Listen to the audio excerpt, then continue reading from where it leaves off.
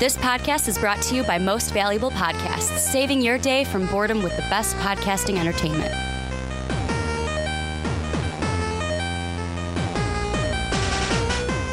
What's up, Real MVPs, Ricky Widmer here, along with fellow Manchild, Johnny Karlic. And Johnny, before the podcast today, first off, if you're new to the Rick and Johnny podcast, welcome. I'm new. This is where we talk about anything under the two nerdy suns. And before we get into everything today, I had a thought today. I'm going to tell the people what you were doing this evening. So before the podcast, Johnny decided to, first, you got into the people's car. You drove on over to the people's gym. What the fuck is he talking about? And what did you do, Johnny? I worked out. You were clanging and banging, clanging and banging.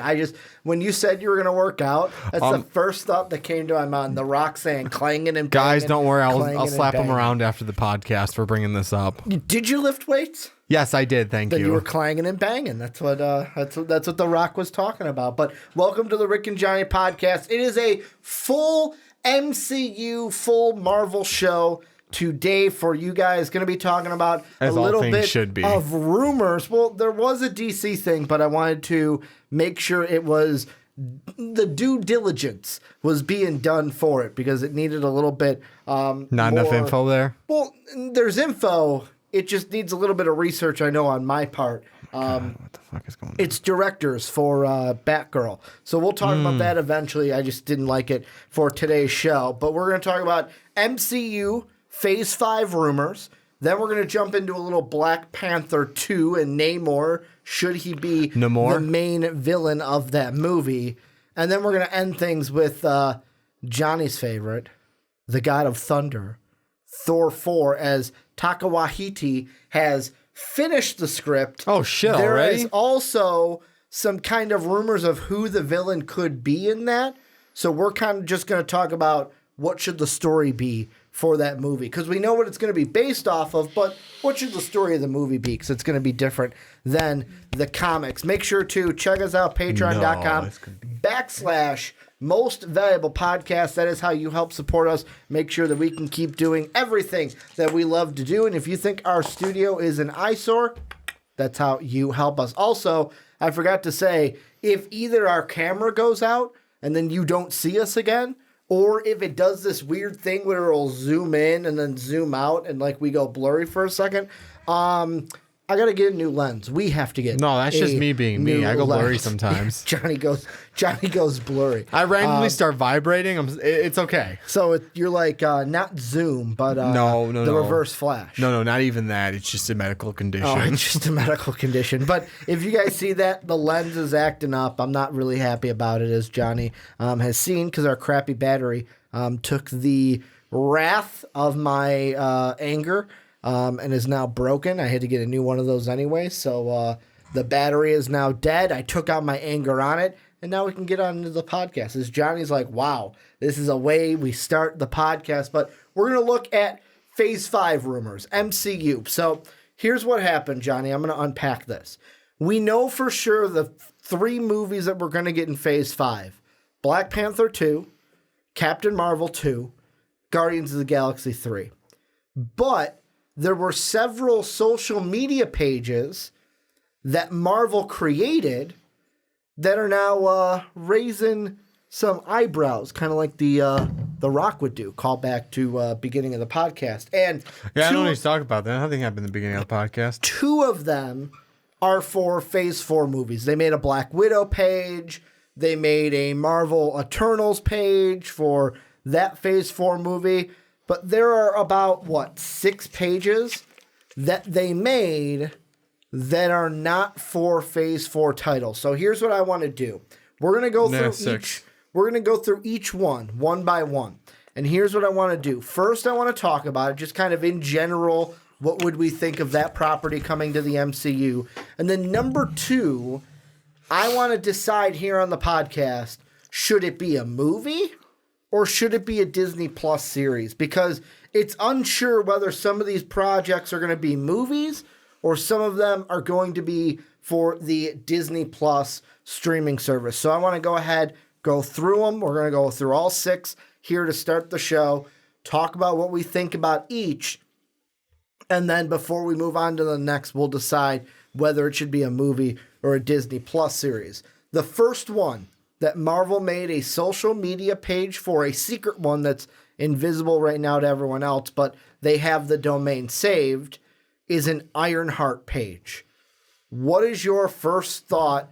MCU, there's a lot of people that are like, I know in the comics it's Riri Williams. Many people want Shuri from Black Panther to kind of take that mantle, the Ironheart mantle. I'd be down for that. What are your thoughts now that we kind of get a little clarification that, they are now saving a domain for the Ironheart kind of, I'll say the Ironheart property for a potential movie or TV show?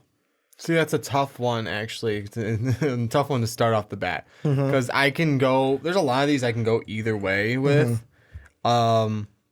Because you obviously, right off the bat, let's say we are going to do Shuri, who, like, if she wants to take the alter ego of Riri Williams, is it that far of a stone's toss? To say, it's not hey, far my away name's from Shuri, goes to Riri. I mean, it will probably be something like that, where it's like, she's not Riri Williams. But maybe someone refers to her as Riri. Exactly. Or it's kind of like something where in Thor 1, where he had the Donald Blake tag on. And but no one referred to Chris Hemsworth's Thor as Donald Blake. Because what happened? At the end of Black Panther, he had bought like a shit ton of city blood, the relief efforts, and I think she's supposed to be in charge of it, isn't she? So it could be someone from I think it's Oakland was the area. Calls her Riri. Yep. I mean, to make her like fit in. Like I'm gonna start calling you Riri. Yeah. The thing that I think about this is just to, that would be kind of the throwback to. Well, the question I kind of want to answer with this, what my big thing is, does this mean that they're not going to go with an Iron Lad? Does this mean they're going to have an Iron Lad and an Iron Heart? Is it something to where, because everyone's asking the question, who's going to take, even Spider-Man 2, the big question in that was who's going to take the mantle of Tony Stark? It was asked throughout the entire movie, and many people are thinking who's going to be that next big, not just that next big star, which I don't think is going to be the next Iron Lad or Iron Heart, is not going to be the next RDJ in the MCU.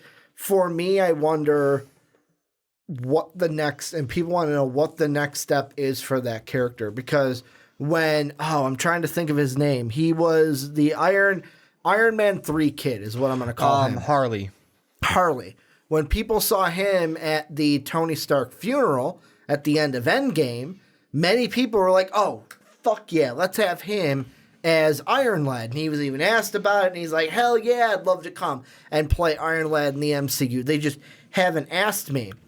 The thing I want to ask you, and this is just my brain kind of thinking through my thoughts that I was having, is does this mean in your mind that this is it a lean towards the, yes, they're planning to do Ironheart instead of Iron Lad, or is it just something, hey, let's save the domain name so we have it, and if we end up not using it, then we don't use it. It's no big deal. Which one do you think this falls under? I think it's sort of a combo almost. Hey, we have some ideas right now. We're going to save the domain because if nothing comes of it, nothing comes of it. But I feel like Marvel, especially the Russos, have some idea in the pipeline of, hey, depending on what we decide to do in the future, we have this saved now because we have this in the we have at least 2 plans for this character. We have at least 3 plans for this character. Do you think the Russos this might be a dumb question, but I'll ask it anyways. Do you think the Russos will be staying with the MCU, or was Endgame you think all right, we're going to branch out. We did our story, we followed it through, and we might come back for a movie here or there, but they're not going to be the next one to play it all the way through. As you found one of our rings to one of the pulls on the camera. Did you hit the mic arm? Our audio listeners probably love that. Whoa. But do you think that the Russo brothers... For those listening, I threw something at Ricky and accidentally hit the arm. Right in the dome. I domed him. Not that it was heavy. Right up here. It was like a little circle thing. But do you think the Russos are going to stay with the MCU? I'm going to say yes, they're going to stay for now. Okay. This is like... Because it'd be stupid to leave? Is that what you're thinking? Stupid for them to leave, and with the amount they have planned out, I feel like they're going to be here for a while. Okay. Here's the last question I want to do with Ironheart before we move on, because, like I said, we've got 6 of these to go through. Yeah. Disney Plus series or movie? Because me personally, I'm kind of leaning more towards Disney Plus series. I think this could be something where, I mean, first off, in a movie... My first question is, yes, Captain Marvel was kind of the first kind of all, like, this is the female protagonist, has her own movie in the MCU. Did well, but I don't think it did as well as, like, a Wonder Woman did. Because Wonder Woman, but then we'll DC have Black beat Widow with a coming out punch. as well. Black Widow will be the second. I don't know if let's say it's Shuri Ironheart. I don't know if Shuri Ironheart will have as much of a pull as Brie Larson's Captain Marvel, Scarlett Johansson's Black Widow. I don't even know if the pull for Black Widow is going to be the same as Captain Marvel. We have to wait and see on that front also. That's why I'm kind of leaning Disney Plus series. You can tell more of the story over kind of like, let's say, an 8 to 10 episode season. And it doesn't have to be like, oh, we got to jam-pack this story into 2.5, 3 hours. We can kind of tell more story arcs because, hey, we've got 10-hour episodes. And they could even do a Stranger Things thing where, hey, the last one's an hour and a half kind of a thing. And they have kind of more leverage or leeway, I should say, to work with. What do you think? Movie, Disney Plus? I'm gonna lean towards Disney Plus. Okay. Just because I agree with you on all those other things. Except like this is one of those ones that it was really hard to decide because I could see this being a movie to set up for a future like Avengers style grouping. To sort of like share the Iron Man mantle with Spider-Man. In spoilers for Spider-Man 2, if for some reason you haven't watched it yet. Yeah. Far From Home, not the Sam Raimi ones. Yeah. No. Or the Amazing Spider-Man ones. Or the 90s cartoons, since we're going this route. So she could be like the secondary mantle of becoming Iron Man, like from the other side. Or, no, I wouldn't say she's take over the mantle of Black Panther because T'Challa has got a lot to go. Yeah. He's got a lot. We just kind of got him per se. We're not handing off that mantle. That'd be way too quick. But so she can like take like almost a secondary to being the Iron Man, or like they can wait and then wait a little bit and then have her kind of sort of stepping into that. Yeah, and that's why I'm kind of leaning towards that too. I'm going to Disney Plus, but like I said, this was one of those ones where I wouldn't be opposed to it being a movie. Okay. Maybe Phase 5. Okay. Would it be early Phase 5, late Phase 5? Mid Phase 5. Mid Phase 5. Phase 5. Kind of like that Ant-Man style movie where it's like, oh, it was a good movie, but it's not an amazing like. It's not God, like I needed Ironheart would be like I don't need this right now. Yeah. Or not in a bad way, but it's like I didn't need this right now, but I'm probably gonna enjoy it. Wow, as I'm erping up a little bit. Well, as you take a drink, we'll move on to the next one, and we're going to go a little bit out of order because the way on our spreadsheet, Johnny, that I put these down was kind of rando. Well, it wasn't random. It was, so I got this news, curating it. I got this news from Charlie at Emergency Awesome. His video does a great job. Check out his channel if you don't watch it already. And that's where I heard about this. I'm like, oh, shoot, we should fucking talk about this. You just did it in the order he did it. Yes, and the way he did it was his order was, in his mind, least exciting to most exciting. And there's 2 of these that are, well, there's 3 of them that are groups, but 2 of them that kind of are relatable. And I want to group these 2 together. Number 2, and then what would be number 5. And they're the 2 that we're going to talk about next, which I'm going to say right now, I feel like both of these fall in the movie category. And there's a separate conversation I want to have with both of these, but one of them you are going to be giddy about because you've called it since the beginning. They've made a page for Young Avengers, so it looks like we're probably getting that. We'll see if we get Kate Bishop in the Hawkeye series. We already have Spider-Man. There's a connection that, what's her name? She was Cho in Age of Ultron, the Asian doctor. Yeah. That there's a I can't remember her name. There's a connection that she could be connected, like her nephew or something could end up being a Hulkling type of character. Okay. If they bring in Harley, he could be the Iron Lad of the group. And obviously they have Cassie, who is Ant-Man's daughter in the universe already. We have, because of Endgame, an older version of her.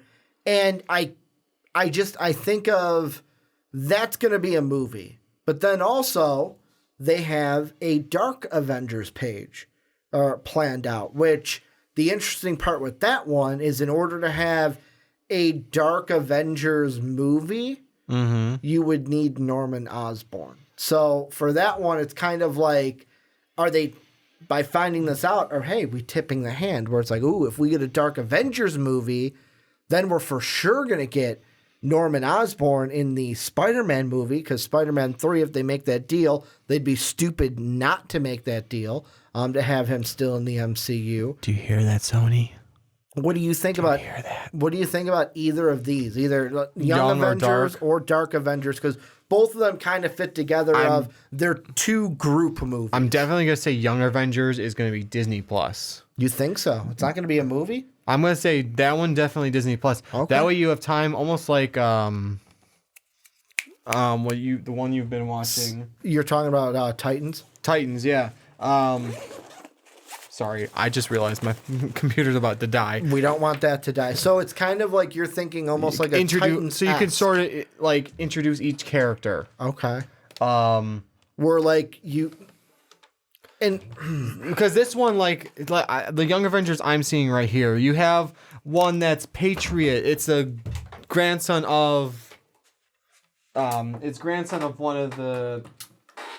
I'll just read it from this page. You'll have Iron Lad, which Harley we've had. So all you have to do is sort of introduce Harley of like what he's doing to sort of be Iron Lad now. yeah. Remind me tomorrow. Talking to the computer. I am, as it tells me, hey, you need to update. There's Patriot, the grandson of, oh god, I can't pronounce this, of Bradley. I'll just say his last name. Okay. The sole survivor of the early American Super Soldier program. So when they were testing on people before Steve Rogers. Okay. So you got his grandson, so he's sort of super soldierist, but let's see, after receiving a blood transfusion from his grandfather, as Guardian, William B. Kaplan, a boy with the abilities to project waves of energy, and Hulkling, Teddy Altman. Okay. Or I guess, like you said, Cho could become Hulkling as well. I mean, whatever. But then, like, you got a few of these, and like you might do Kate Bishop in there eventually. You might do. I know you named a few others. What were they? So they've got Kate Bishop, Yeah. Cassie Lang. Cassie Lang was another one on here. Kate Bishop, there it is. Is Spider-Man Young Avengers? I thought he was. He might be. I know not he's saying Dark it here, Avengers. But, I mean, it's not like they can't make up their own kind of mixtures. Because let's see, Young Avengers are the remnants of the Avengers Mansion. The team has already been located by Captain America, Iron Man, and Jessica Jones, the adult heroes. Yeah, see, whatever. Yeah, I mean, so it gives you time to introduce some of these characters. Like, yeah, we've had Cassie Lang, but you can see, like, give her a story of how she gets into the whole Ant-Man, style thing, or her superhero side of it. You have to introduce Hulkling. You have to introduce Patriot. Introduce Asgardian if you're going to do them. But if you're going to do any of these, basically that's the idea. You're going to have to introduce a few of these kids, and then you have to introduce, like, how fully introduce at least 3 of them. You have to sort of introduce a few of them, because hopefully they use the Hawkeye series to set up Kate Bishop. Yes. And then you can bring in your villain throughout that. But that's also the thing of where I in a movie that's like too short. I feel like it's going to be a movie, and here's why. Okay. You're going to get Kate Bishop set up in the Hawkeye series. Okay. Depending on, like, this doesn't have to be like a Phase 4 is over, boom, Young Avengers movie, where Cassie Lang can be set up in an Ant-Man 3. You can have Ant-Man 3 before Young Avengers. That sets up Cassie Lang. The only interesting one, like, the one that I would save for Young Avengers to set like his up is Harley, where it's like I'm just gonna leave him for Young Avengers because you need somebody. So you're gonna set everyone else up in like solo movies of someone else, or somebody else's movie. That's what I'm saying. Someone else. Basically, I said, solo movies of someone else. Yeah. Whereas that's not a bad idea either. As long as they're gonna do that though, like you have to figure out who you're gonna tie everyone into. Yeah. And one of the other hard ones is kind of with Hulkling of what they're exactly going to do with that. But like you also look at Dark Avengers, they pretty much have almost everybody or are going to do almost everybody that is in there.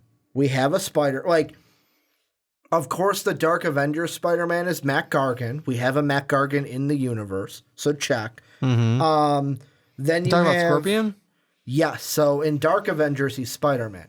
Really? It says, captured in Dark Avengers 16, became Scorpion again after Venom's suit was taken by government. So he was Venom, Spider-Man, then the Scorpion. So you've got him in the universe. Okay. Miss Marvel, a.k.a. Captain Marvel. They want to do a Miss Marvel movie, if I'm not mistaken. So we're going to have her, Hawkeye, Wolverine, Captain Marvel. Now, the only thing that's going to be different with these is, like, for example, Hawkeye, it says real name Lester. Wolverine, real name Akihiro. Captain Marvel, Novar. Where it's like, they're the same... what's the word I'm looking for? Mantles that we're used to, but they're going to be different names. And the big linchpin in all of this for Dark Avengers is Norman Osborn, because in the comics, he's the head of it, and he's the Iron Patriot. He kind of takes the Iron Man suit and mixes it with that Captain America symbolism, and that's where we get him as the Iron Patriot. Rejoined in New Avengers, acquired the power of Super Adaptroid after reassembling the team. Okay, yeah, no, I didn't read the one I found. But yeah, you said it's like, I'm like, where you see Miss Marvel? Because I've got like the names like Norman Osborn, posing as Iron Patriot, Moonstone posing as Miss Marvel. Yeah. June Covington posing as Scarlet Witch, Ragnarok posing as Thor, Ares posing as Ares. Okay.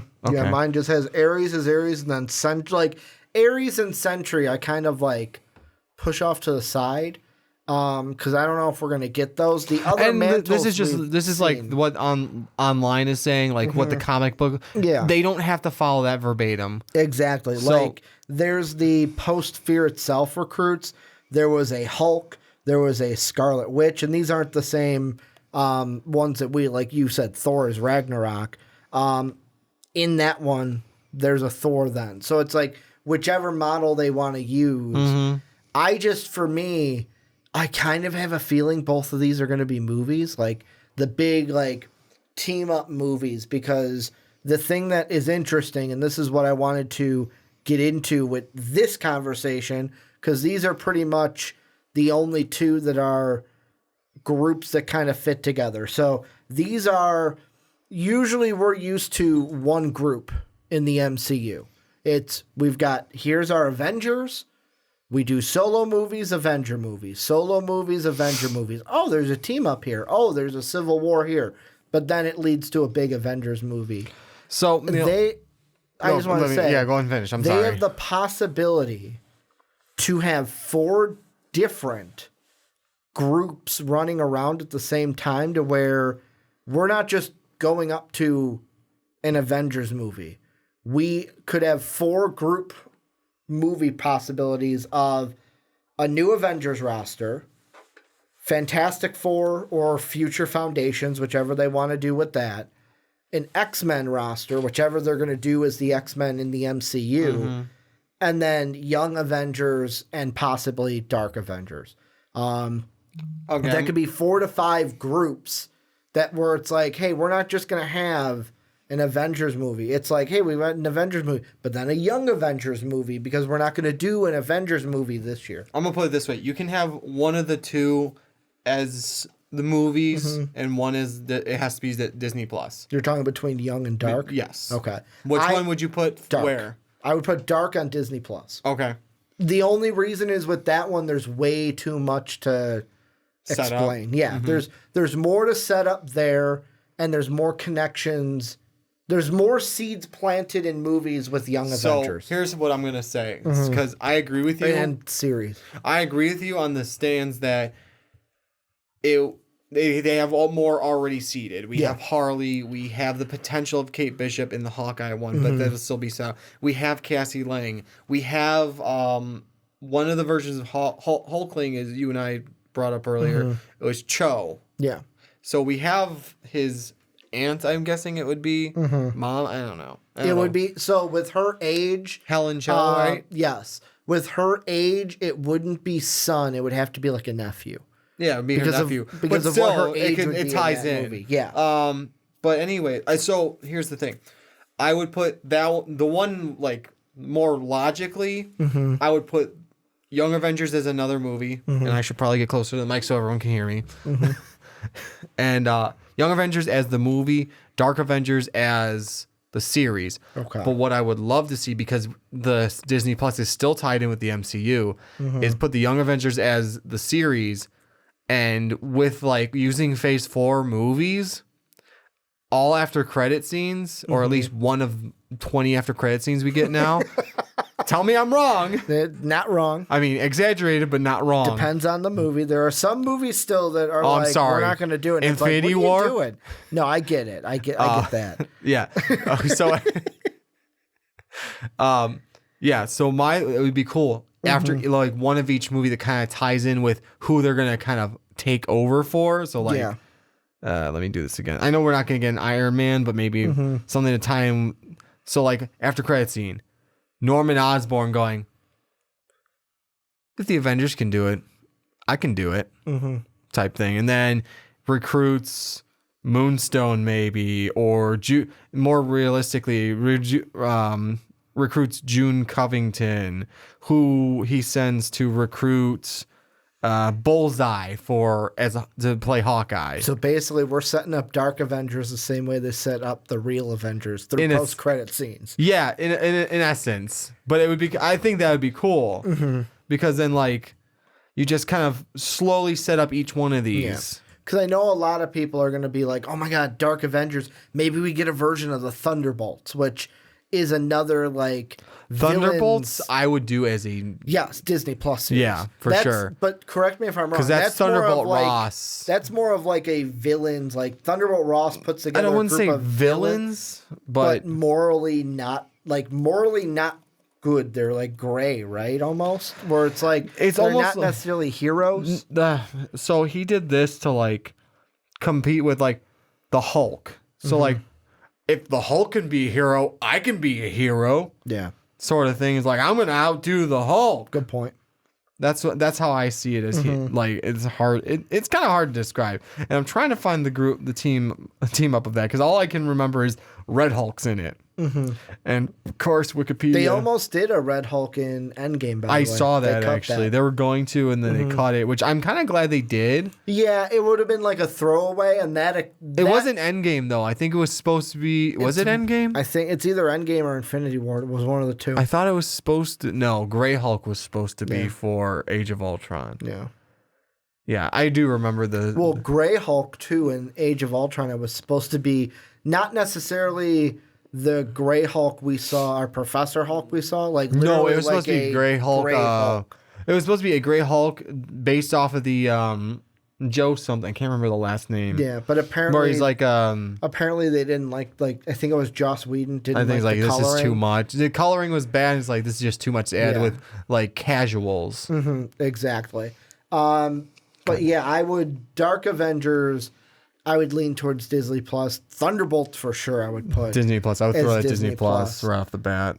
Before we move on, is there anything that you think that you were going to add to either Dark Avengers? No, or Young Avengers? so Dark Avengers, like I said, I would love it if they did it that way. But if I'm going to be logical, it's going to be Dark Avengers on the Disney Plus, Young Avengers in the movies, because it's already sort of set up for one, and the other one is just too much storytelling to do that. And then I think we could have a possibility of Avengers movies and Young Avengers movies being alternated between. Do you think we get an Avengers roster along with the Young Avengers, or does the Young Avengers roster kind of take the place of what I think the Young Avengers Avengers kind of does their own thing. It doesn't like take over. Because, like I said, like, would we still get Avengers movies that are just the main Avengers? I think maybe they would kind of take turns, just because that's a lot to do, Yeah. and a lot of money to spend. Because you're paying, once their movie comes out, their price goes up a little bit, Exactly. and that means look if I can't. Oh God, I don't even want to look at how much Endgame costs to have all those people in it. Every single hero, you're gonna look it up, aren't you? I am. The budget. I will. Look You'll it do up, it but while I'm keep talking. Yeah.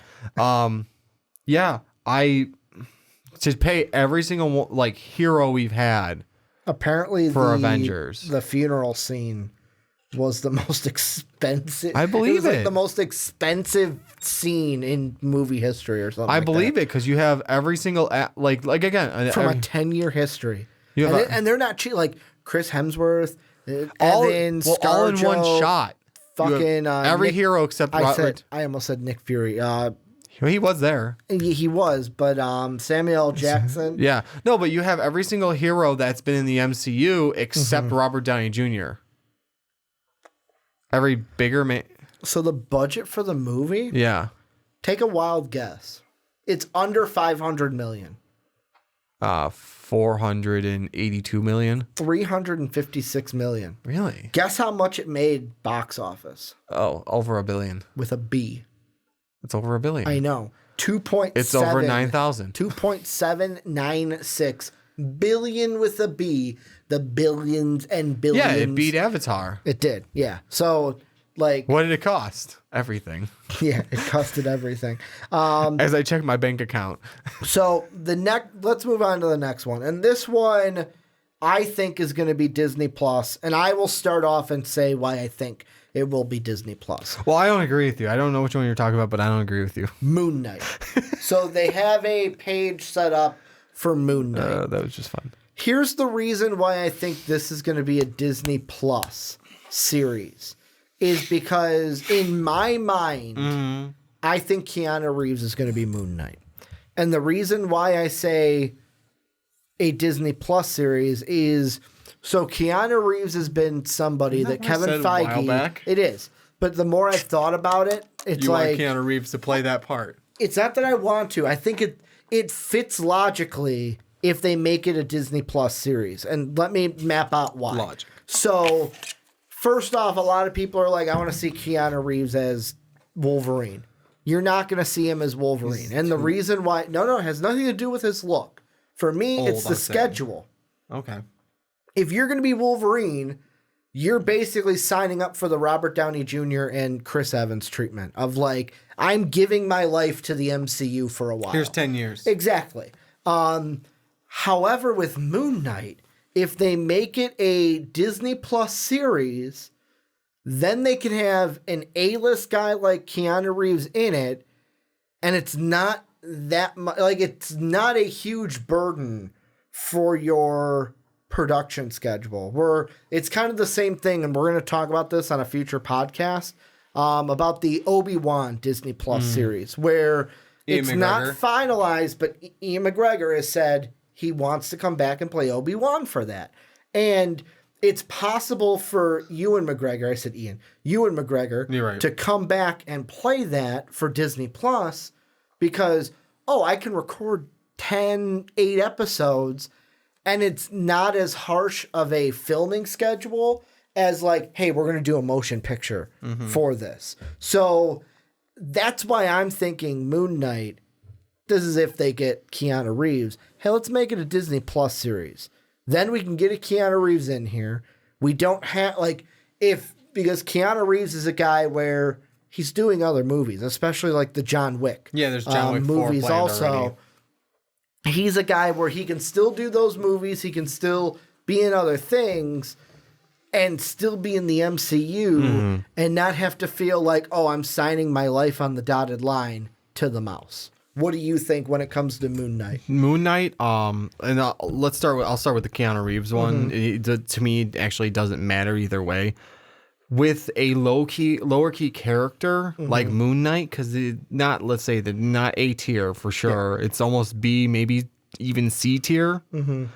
Hero. Not saying anything. Not saying that's like a bad thing about Moon Knight, but that's not necessarily the first or even second hero you think of, unless you're a huge Moon Knight fan. Yeah. He's like, the way I've had it described is like he's like Batman, except instead of, hey, my parents died and it kind of made me go crazy. No, he's clinically like crazy. He's like, I think he's like multiple personality disorder where he honestly takes over like his fighting is whatever personality is out right now. So like he's got one personality that copies Spider-Man even. He's got one that copies Captain America, et cetera, and that whichever one comes out is the one that's his fighting style, which is actually really cool, especially if you get someone like Keanu Reeves, who's each one of these John Wick movies took a different sort of U.S. military training. So he can do the next one, do that. The only one that iffy is Spider-Man with all the flipping and stuff. Yeah, but they can either take that out and put it something else wires and whatnot. Yeah, but I mean, even if they don't want to do that, he's not. And plus, it's Moon Knight. He's not going to be able to copy Spider-Man verbatim. Yeah, so exactly. I mean, they'll figure out how they're going to do that.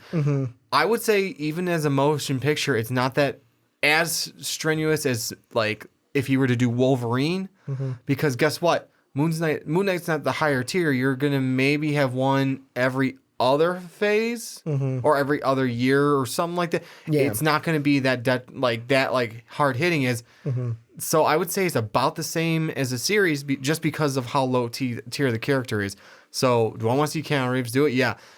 To me, it doesn't matter either way. I'd rather see it as a movie. Yeah, and I mean, set up the Defenders with that.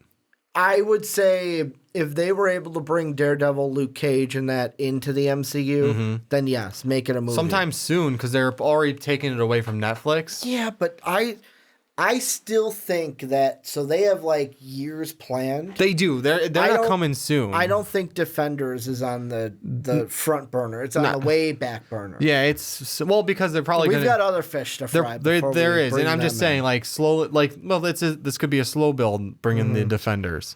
Yeah, but I mean, they could also say, hey, we like that as a TV series, and the thing I'm also thinking on is if you bring Keanu Reeves in to do it for a Disney Plus series, Keanu Reeves could be an actor to where it's like, okay, people check out a Moon Knight that might not have because it's Keanu Reeves. Like your P1 subscribers, those are the guys, like we would be P1 subscribers where we're going to be subscribed to Disney Plus. We're going to check it out. They don't have to worry about getting our money and getting us to watch it. We're going to watch it. But it's the people who might need a selling point. Keanu Reeves could be someone to bring them in because the character is not as strong. Like you said, it's a lower tier kind of a character. Lower tier hero. Plus, it could also be something to, hey, we're going to set up the Defenders as a Disney Plus to boost up our Disney Plus catalog so that people actually want to stay subscribed to it. I know there's going to be a ton of stuff to where that might not be a problem, but there are people that are just in the Marvel universe. Like I talked to Brandon, he's like, oh, what's Disney Plus? And I'm telling him, he goes, I like the Disney movies and the Marvel movies, but he's like, all the other stuff doesn't, like the Star Wars and stuff, like that doesn't appease me because that's not to him. So it's not like everyone's not going to be about everything with it. But I do think with me, I think it's going to be a Disney Plus series because with a movie, if they don't get Keanu Reeves for that, then it's like, how many people are going to be drawn? But it's almost the same thing as like a Guardians of the Galaxy, a Shang-Chi too. Yeah, Shang-Chi, I believe. I'm curious about that one because he's kind of a lesser known, I want to say to the casuals, lesser known to the casuals. Well, let's put it this way. Lesser known to the casuals, look at Guardians of the Galaxy. You and I had no idea who that was when they first came out. But we were, obviously, you and I were going to go see it because it was Marvel. We were going to see everything. We were going to see it because it was Marvel. But look how good it turned out. And after, like, someone goes and sees that and they're a casual, tell me they're not going to say, you know what? I'm going to give Marvel movies a chance at that point, even if I don't know who the character is. Because Marvel started out with Iron Man, who was a B-tier hero. Yeah. And yeah, Robert Downey Jr., phenomenal job. Just saying, like, they started out with a B-tier hero. There we go. So, I mean, it's not unlike them to pull out lower-tier heroes and make a fantastic movie out of it. So, I mean, I would say I'm going to go movie. I'm going to go movie? I'm going Moon Knight as a movie because it's also an individual character, and I would rather have just like the 2 hours of his storyline than like 8 episodes of something that I have to maybe it will like have to try and follow because I've never read a comic about him. True. Her, him, and the thing that I'm looking up is real quickly Guardians 1 to Guardians 2, how much they made. And I'm surprised. I didn't know that Guardians 1 made about $773 million. Which to me is kind of high for a Guardians movie. I get that it's like you might be sitting there and going, well, okay, you know, the MCU was rolling at this point to where there were probably people that were like, it's a Marvel movie, I'm going to go see it. Because Marvel movies you and I were those people. Are good. But I wonder how many people, let's see. Okay. So Guardians 2 was higher at $863.8 million, but it wasn't like a huge jump. It wasn't like it made over $1 billion instead of $770 million. But still, like, to me, it's like Marvel's done really well at taking B-tier heroes and making fantastic movies about them to bring people in and see them. So the next two, I'm linking these together because the first one... That's the wrong page. The first one, I don't think we need to talk about much. They made a Marvel X-Men page. It's whoop-de-doo, we knew it was... Whoop-de-doo, we knew it was coming. Whoop-de-doo, it's going to be a movie. Yeah. Like, that's easy. The second one gets me happier than a pig in slop, Johnny. You got your Young Avengers page? Avengers versus X-Men. Holy shit. When I heard that was one of them, I got so fucking giddy. So giddy. Because I remember being on a past podcast and telling you, they need to do an Avengers versus Endgame story. Yeah, I thought we talked about that, actually. Avengers versus Endgame. Avengers versus Endgame. Avengers I versus think we X-Men. had that. They should do that. And here's the question I want to ask you, because this is coming from Charlie's video on Emergency Awesome that I do not agree with. Is he thinks that they should do Avengers versus X-Men as a Disney Plus series. Hell no. Because there's a ton of, and I do agree with this, there's a ton within that storyline. Like, it's kind of like the Civil War. The Civil War comics, there was the main storyline, but then there was like, there's one instead for of each. issues 1 through 6, Civil War, Captain America, Civil War, Black Panther, Civil War Iron Man, where it tells a different part. Civil War Wolverine, Civil War Fantastic Four, Civil War, just fuck it. Name every character that's not Exactly. Thor. Or I think Thor or Hulk, I believe, are the two that we wouldn't find one for. And I disagree with people that are also like, Avengers versus X-Game. Or Avengers versus X-Men. Avengers versus X-Men. It's fucking 9:30 on a Friday against X-Games. Could you imagine fucking Shuri on the half pipe just woo with all that tech? Extreme. Yeah, we're gonna do rollerblades, man.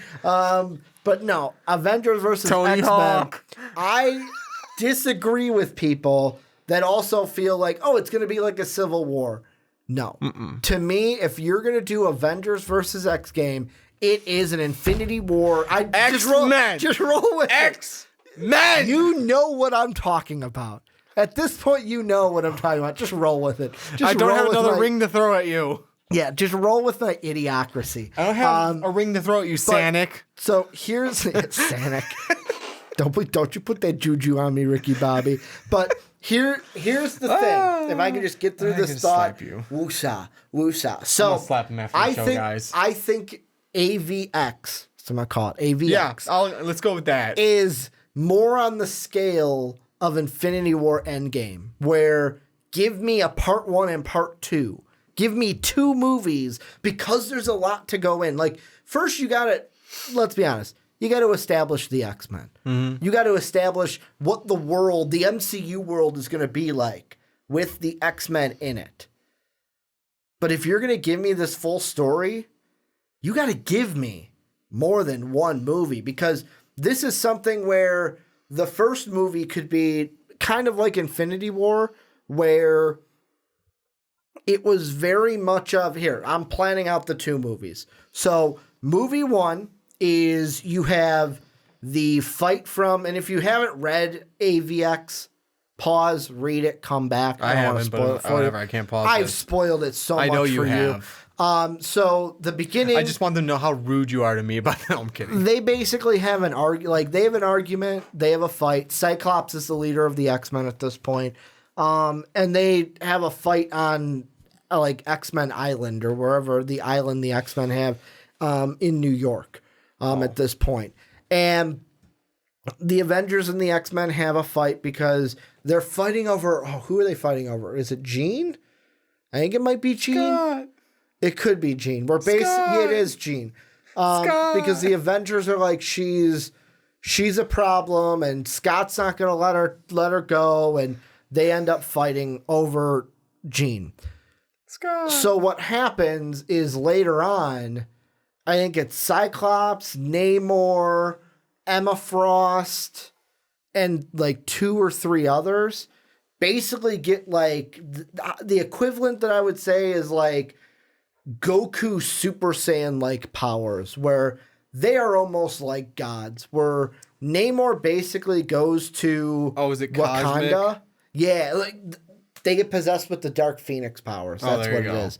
So I'm on there. For example, Yeah. Namor goes to Wakanda, who Storm is married to T'Challa at this point, and I think they divorce or separate in that comic. Namor basically goes to Wakanda and levels the city because he's got that power and can do it. And wanted to send a message to Wakanda because they were on the side of the Avengers. Mm-hmm. So how I would do it is movie 1, you start the conflict, you end the movie with, I think there were 5 of them, the Phoenix 5. They get their powers. And it's basically the end of that movie could be them just weighing waste. It could be Namor weighing waste to Wakanda, where it's basically I'm destroying. Lasting image where we left Infinity War, and it was holy shit, what's going on? I feel uneasy. The one guy in the parking lot when we were leaving was I don't know if I can drive home. I'm not ready for I am not ready to comprehend what I just saw. That could be the same level if the last thing we see is the Phoenix 5 laying waste to New York or Wakanda or something of that level. Then movie 2, how do we overcome the Phoenix 5? How do we stop it? And it's the whole resolution to the story. That's how you can do it in 2 movies. It's not that much for 2 movies in my mind, but it depends on what kind of movies. If you give me an Endgame Infinity War style movies, you can get it done. I'm going to partially agree with you on that. So, I agree with you. Well, let me start this. So, and I think I talked about this on another podcast when we were actually talking about the Avengers versus X-Men and concepts. You have your Avengers kind of branch, and you have your X-Men branch, and then you're setting everything up with them because obviously right now we're getting new Avengers lineup, and we're going to get the X-Men, which is new, and then your Infinity War. Yeah, they lace over into the Infinity War, and then kind of doubles back into the end game, and then branches out to be so it can start as something going towards the bigger picture of whatever it is. I'm gonna go and shoot, say, our next end game though. Like the concept is that, but it's not. You don't think it's not the Infinity you don't think War? It's not AVX is going to be the next one. It's not the end game. It's not the Infinity War. The end game Infinity War is going to be kind of maybe a 1-3 hour movie with Galactus. I'm still going to ride that one. So you think it's going to be like a Secret Wars thing? Because people are throwing out Secret Wars. Maybe Secret Wars. I feel like Secret Wars is the thing that people keep throwing out, and it's like, I don't know if we're going to get Secret Wars. I don't feel like it's sticking. Yeah. Like, they're throwing mud at the wall for Secret Wars, and it's not really sticking from what I'm seeing. I'm going to go with Big Baddie Galactus, because that takes... I mean, I think he's normally a... Fantastic Four is the one that usually refers to him most, but I feel like you're going to... Like, this is going to be like, we need everyone on this to get rid of him. Every hero Earth has to be here to stop this. The Avengers, the X-Men, the Fantastic Four, Doctor Strange, whoever else I'm missing that can actually do something about it.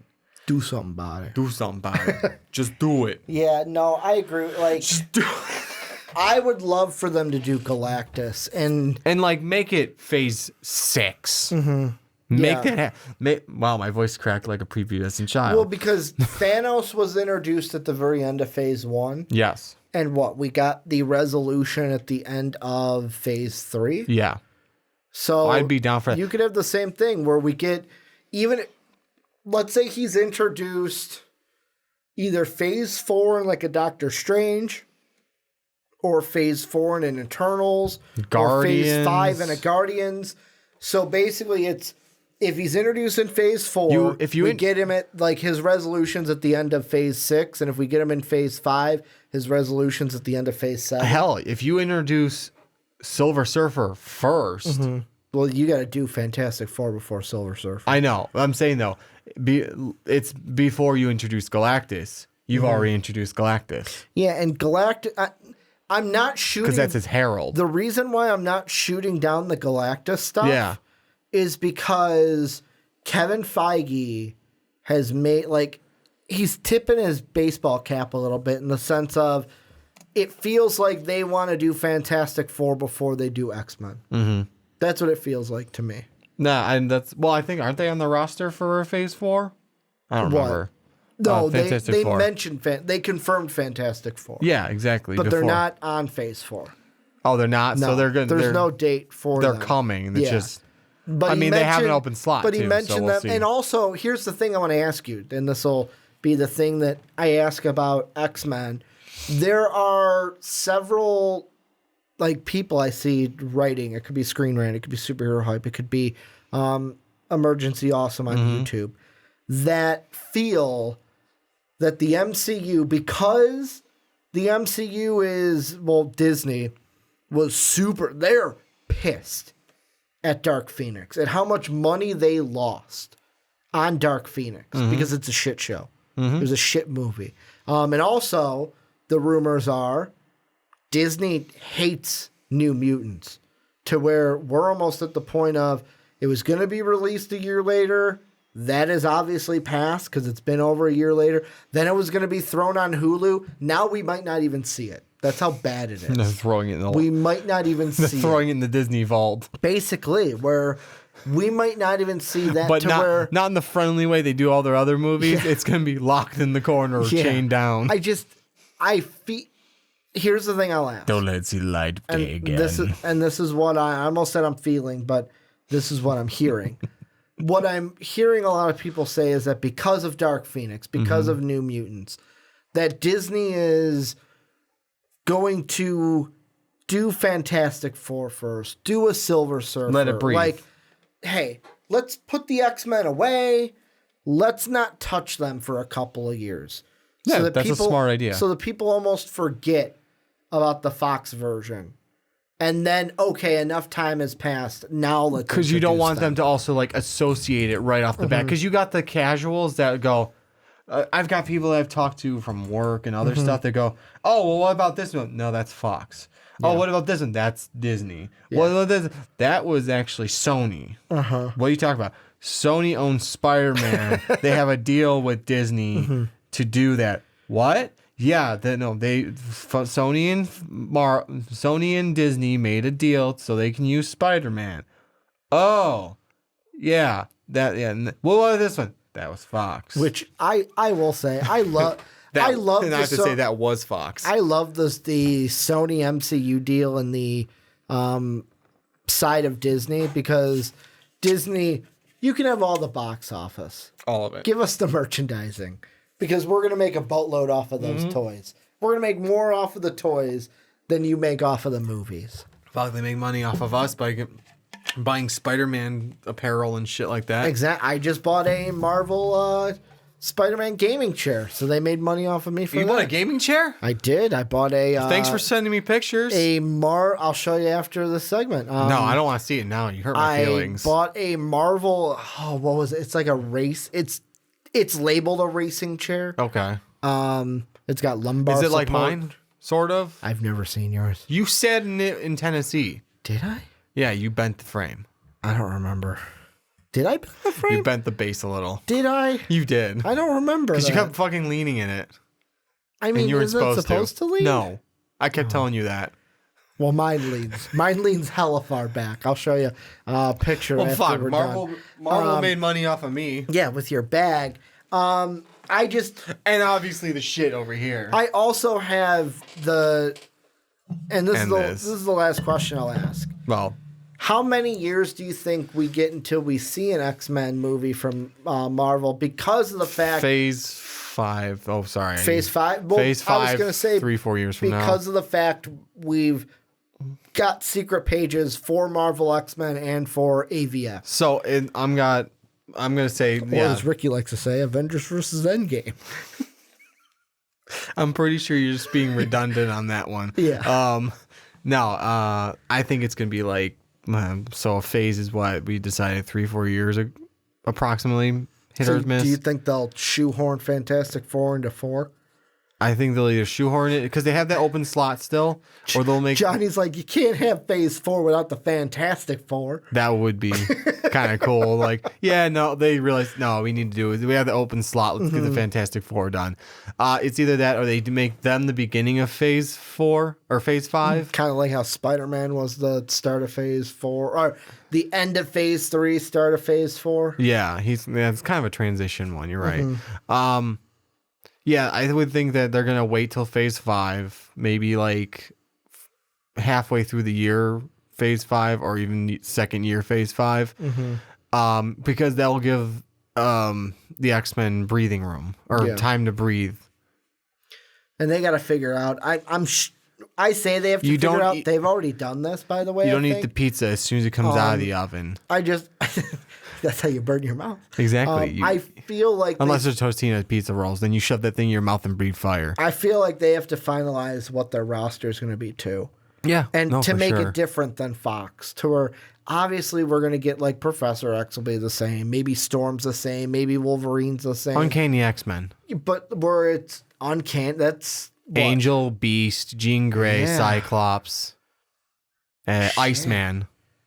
We never got a straight up uncanny, didn't we? No, we didn't. So you're saying that's what you would do I would do uncanny. It would make it different then. Yeah, and refresh to keep the X-Men fresh. Yeah, and then you can start adding in Nightcrawler. Make the Wolverines like a side story where it's like and I think I've said this before. Make Wolverine the actual story how they introduced him, where he goes to kill Professor X. Professor X uses his mind powers, changes Wolverine's mind. Damn. You're welcome. Damn. Any final thoughts while we wrap this? I don't know. Do you want more thoughts than that, or you want to end on that note? Well, here's the question I'm going to ask you. I don't want it. How long do you think we went in this segment?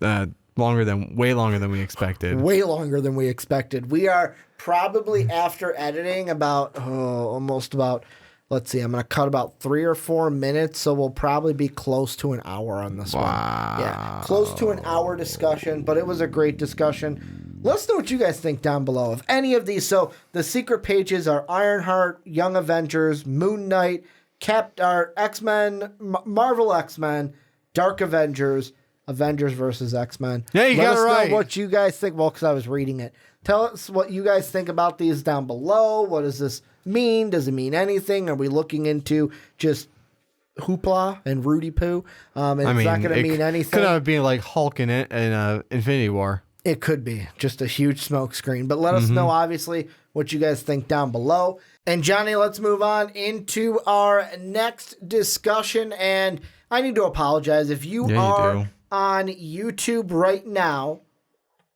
you don't see us. You see our logo. So, like I said at the beginning of the podcast, one of our batteries decided to bust for unforsaken reasons. I don't know how it busted. But we have to get a new one. So, for this segment, while Johnny and I do it, we're having it charge.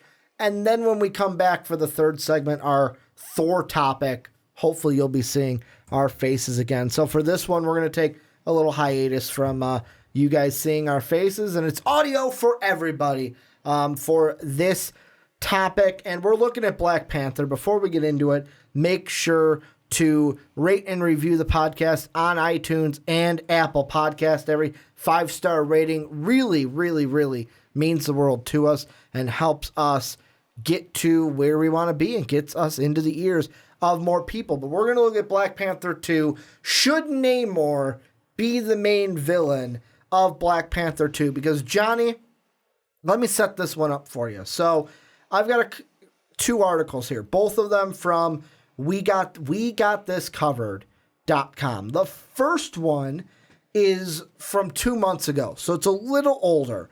And in that one, they say Black Panther 2's villain has been narrowed down to 2 choices. And if let's see, I'm going to find the exact part that I want to read for you.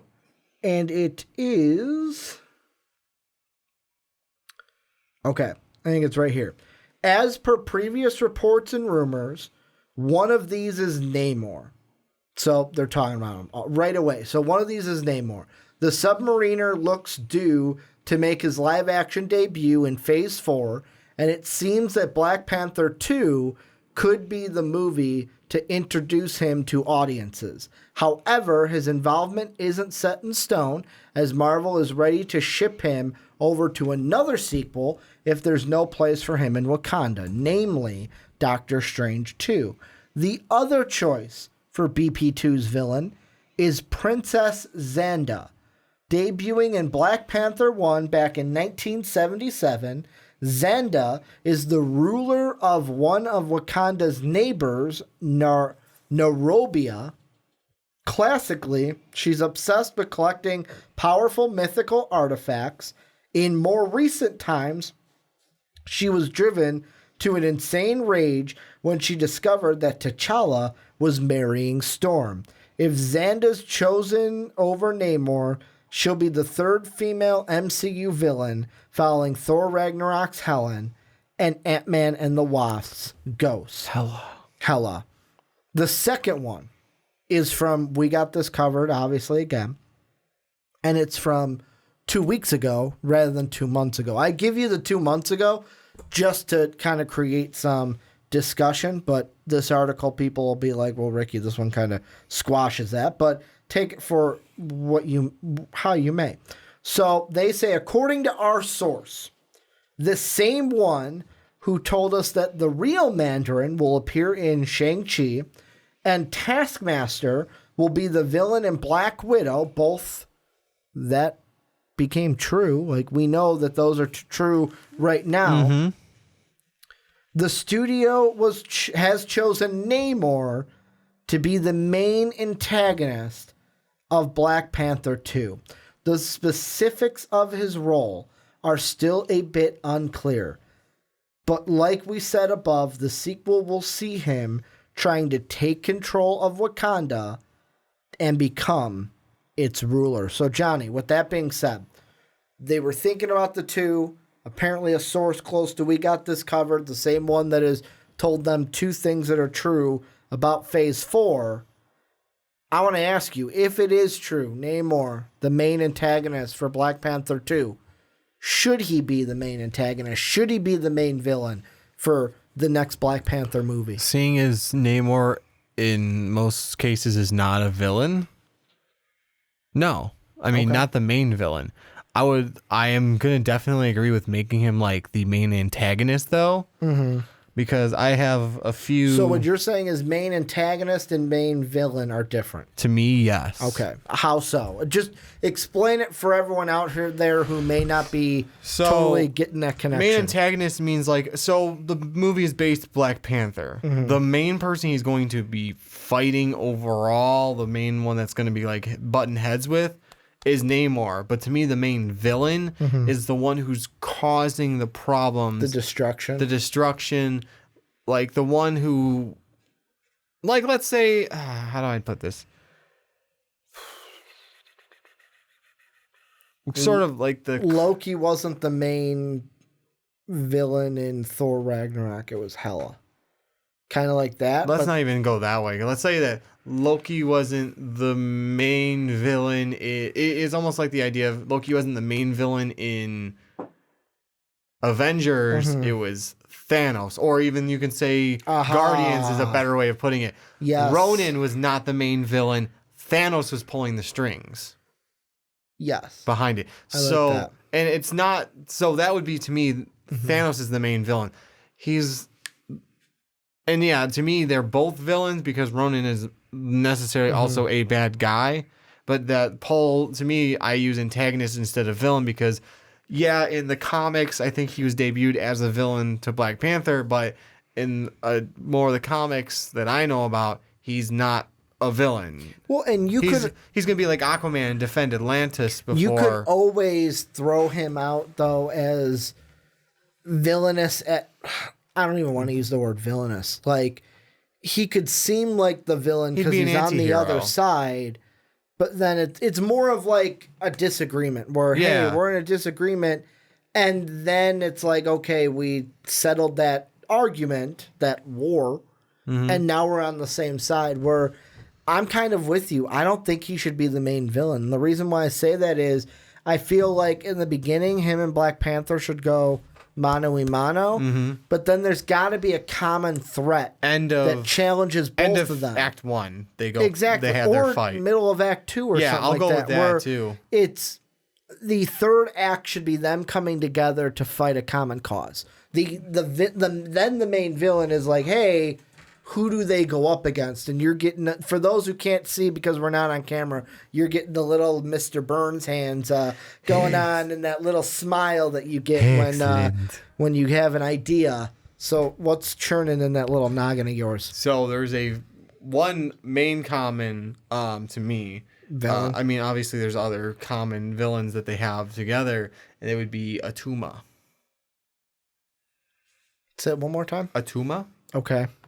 I'll click on his wiki and read it to you. Tell me about it, because I have no knowledge of Atuma. I know. So Atuma, also go start. His full name is Atuma. He is a ruler. Where is it? Okay, you're not helping right now. Okay, here it is. So his history. I'll just read that. This is from the wiki. Okay.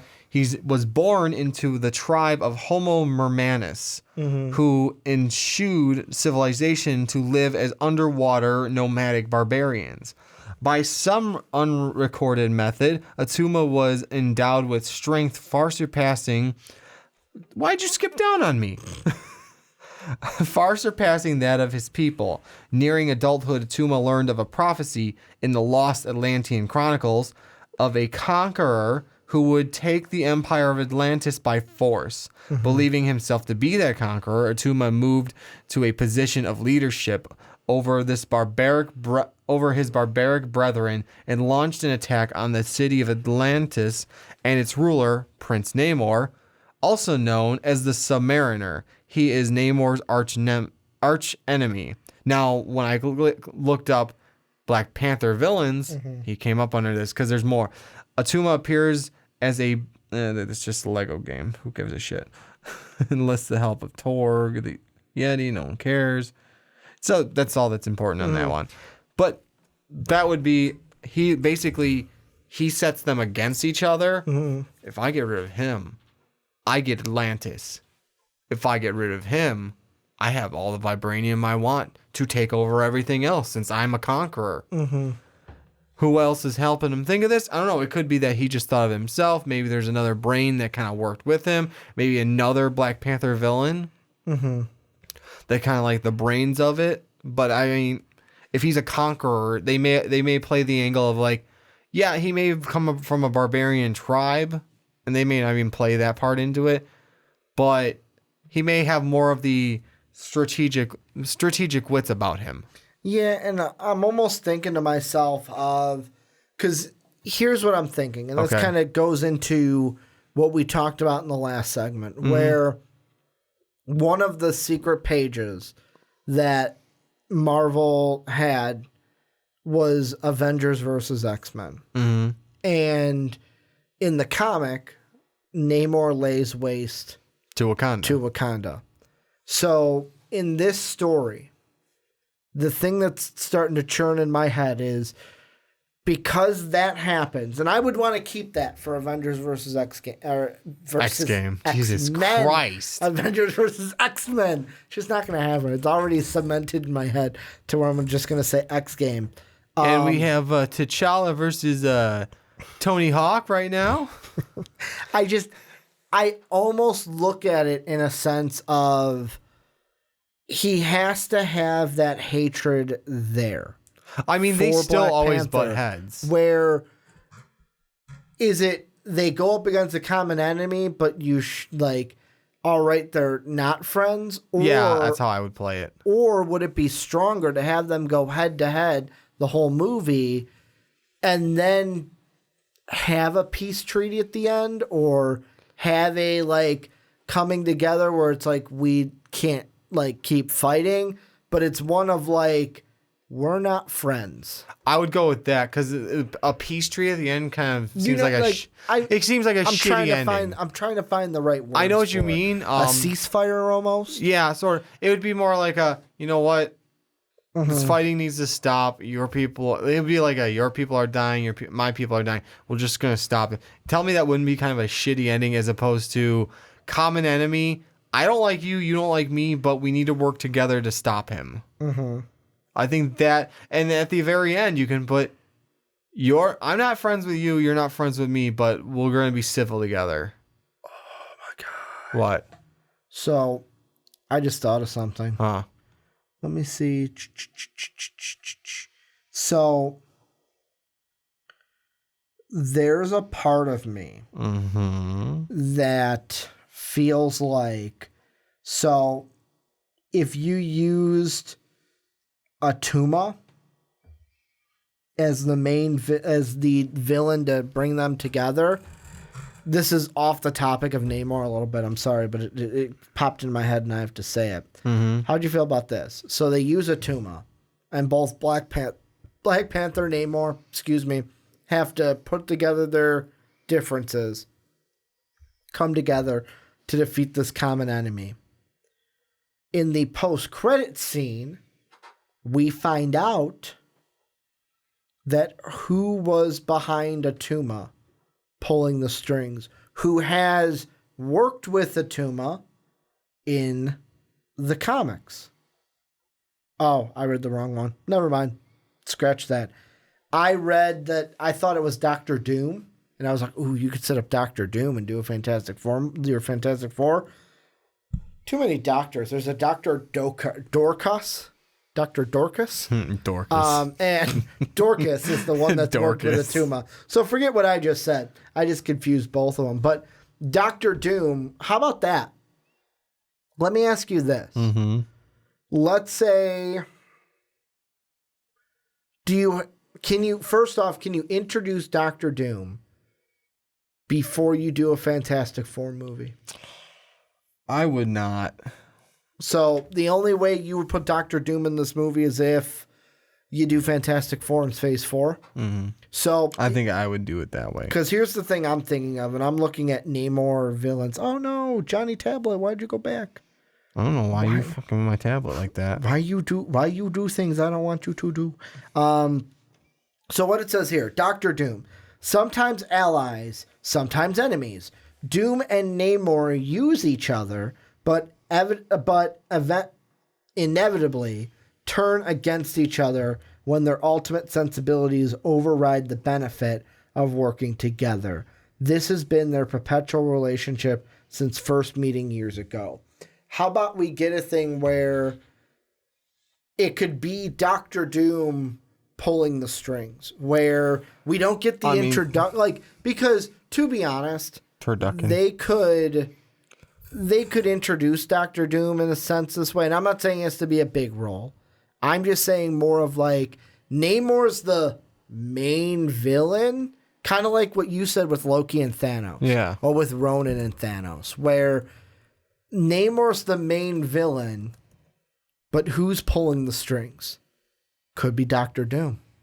Could be Doctor Doom saying, hey, I'm using Namor to weaken Wakanda because I want their vibranium. I need their vibranium. If I'm able to have their vibranium, I will have power. And it is such a valuable resource, because the thing that's churning through my mind right now is, why would Namor have the MO in the MCU to attack Wakanda? Mm-hmm. He wouldn't. In my mind, he wouldn't. No, we have nothing set up for him to want to attack Wakanda besides vibranium. And because of the key line in Avengers Endgame, where they're like, oh, there's a tremor in the middle of the Atlantic. And Black Widow's like, well, how do we handle this? And Okoye goes, it's a earthquake. We underwater. do nothing. She goes, it's an earthquake underwater. We leave it. Yes, exactly. Where that right there, I think Okoye knew what's going on down there. Because I'm assuming Wakanda knows about Atlantis and vice versa. So for me, it's one of those where I feel like if you're going to make Namor the main villain and not have there be this one where then they have to come together and take them down, somebody needs to be pulling the strings. And to me, the perfect guy to do that is Doctor Doom. I don't know if there's any other character that you could have. I don't think a Norman Osborn is going to be pulling the strings of a Namor. It's going to be a Doctor Doom if you do it that way. And then that sets up something where you don't even, he doesn't even need to be in the movie. It could be, after Namor fails, because obviously Black Panther is going to come out victorious. After Namor fails, there could be a post-credit scene introducing Doctor Doom in a sense, kind of like with Thanos at the end of Avengers, where we first saw him. And this could be the first time we see Doctor Doom, and then that leads us into a Fantastic Four movie, which the question I'll ask you, and this kind of plays into this, is for a Fantastic Four movie, just so I get your mindset down, do we have to see the accident again? It's kind of like I'm going to call it the Bruce Wayne paradox. Do we need to see the parents die? Do we need to see Uncle Ben die? Do we need to see the accident? Who doesn't like watching Uncle Ben die? Or can we just be like, you know what? You get it. I get it. Accident, space, they have powers. Boom. We don't need to see the accident again. I agree with you partially on that. It's just kind of hard to I can't think of how else to set them up, because it kind of You can do it as a flashback. I would rather, at least you gotta reference it somehow, the flashback or something. Because Reed's got nightmares of it, probably. He's maybe give him guilt night, a nightmare.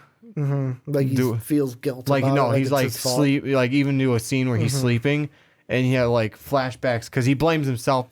Make it so he blames himself. Because Johnny Storm, it doesn't fit the character. No, Thing just wants to turn back into a human. Yeah, and that would be the one he feels most guilty about is Ben. Ben. Because he, like, that's why he has the nightmares. He blames himself, like, because Johnny has this now, or he did this to Johnny, he did this to Sue, but most of all, he did this to Ben, where Ben can't really live a normal life. Yeah. So I dig in your idea of having Doctor Doom behind it. I know it doesn't necessarily fit the lineup for it, but I just like, what if it's that in like a sense of, yeah, it helps him get vibranium, but what if we do play the Atuma angle as well, it's him setting up his the Cabal.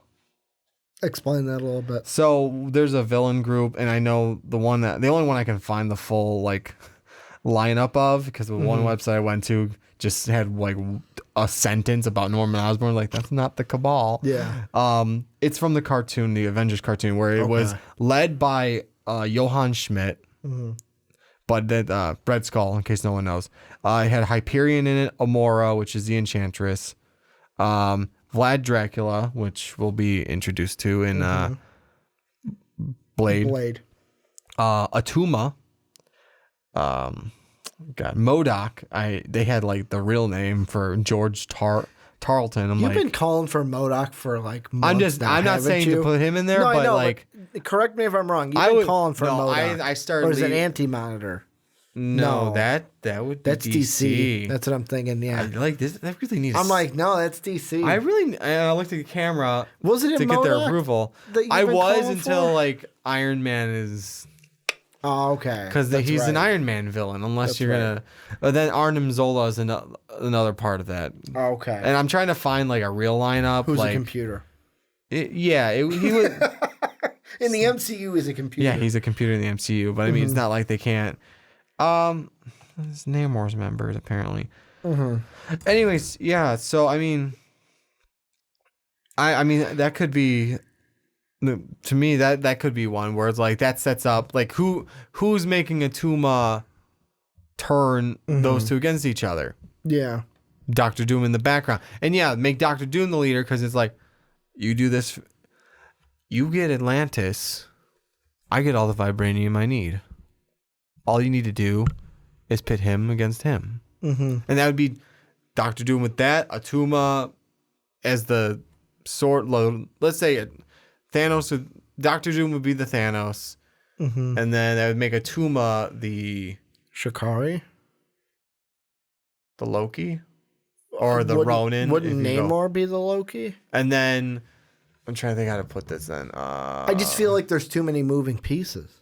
Well, no, that would be more of an after credit or like a very, very end of the movie. So what you're saying to show like let me make sure I got this correct. Yeah.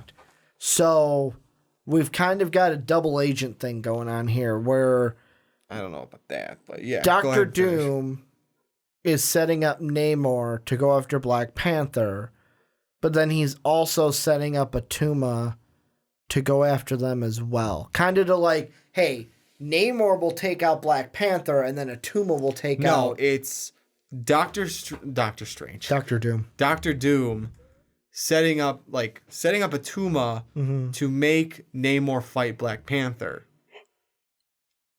So he's got no connection to So he has Namor. no connection to Namor. It's keeping his hands clean. Exactly. Okay. I'm washing my hands. All we did was talk. Yeah. That's it. Because Doctor Doom does not do the legwork if he doesn't have to. Yeah, I just feel like...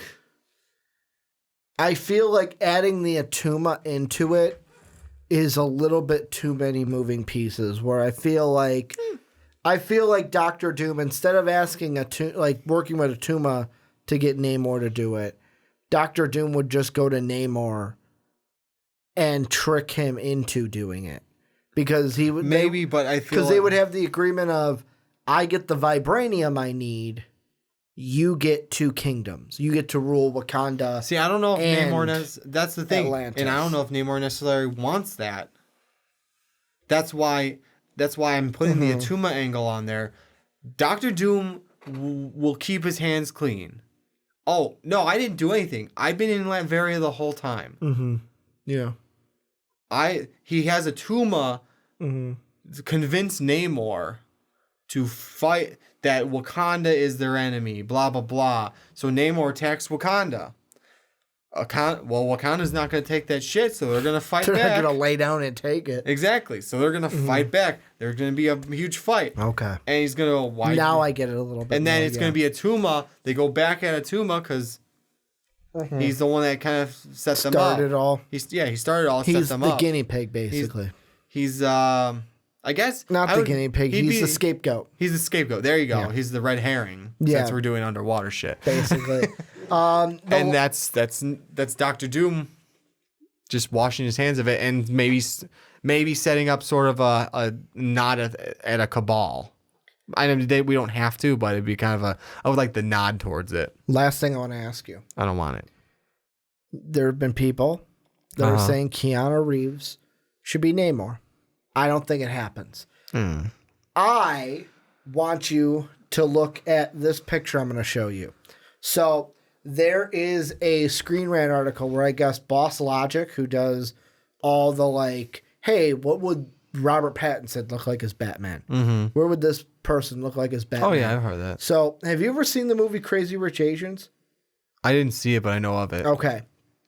See, I have, because my mom has watched it a million times, and through being at home, you watch it also. Mm-hmm. There is rumors. Is it rumors? Or is it just, let's see. Oh, yeah. So he made fan art that the actor, what's his name? Henry Golding, who played Nick in Crazy Rich Asians, the main protagonist, the dude from Crazy Rich Asians. People are saying he should be Namor. This is the art that Boss Logic came up for it. So I'm going to show you the art, and then I'm going to show you really quick what he looked like in Crazy Rich Asians.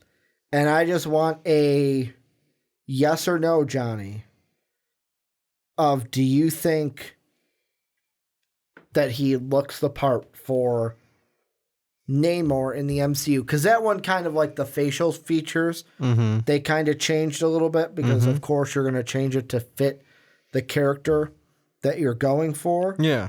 But, let's see. Let me find a good picture. I'd do it. You dig it? I dig it. Did you almost say, I date it? No, okay. My mouth wasn't saying do it right. Yeah. I would take it. Johnny's I was going to say, I'd do it, but that sounds weird. No, I'd do it. But, I mean, that is where we'll end it. Let us know what you guys think down below. With the Namor thing, is he going to be the main villain? Should he be the main villain? Should there be another villain that both him and Black Panther are we got to come together and be good guys and go against them? I don't like you, don't like me, but we're going to work together, bitch. Basically. What are your thoughts, guys, with the Black Panther movie? Let us know. Black Panther 2 movie. Let us know what you guys think down below.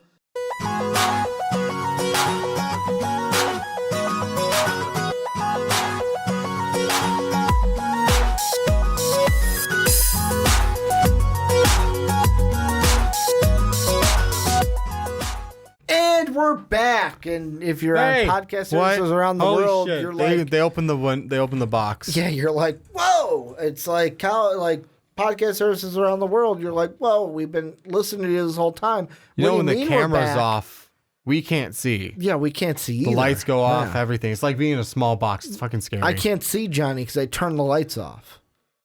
The lights go off, and we just don't. We talk to each other in the dark. It's like I'm talking to nobody. Ultimate podcasting powers. Yeah. Itty bitty tiny working space. Basically, but welcome back. If you're on YouTube, you can see us for this third segment. We are talking Thor, and before we get into it, make sure to check us out, patreon.com/most valuable podcast. That is how you help us, support us, help us get a new studio. That is our main goal for 2019. But, Johnny, we're talking about Thor because finally. Taika Waititi, one of my favorite names to say in the MCU, has apparently already finished Thor Love and Thunder's script. Damn.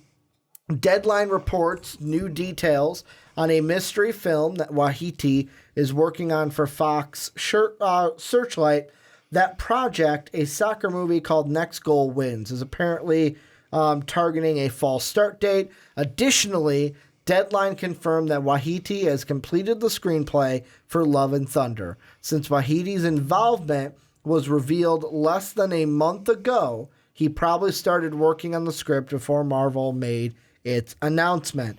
The report also reiterates that Love and Thunder will begin production in early 2020, and after Waititi wraps Next Goal Wins.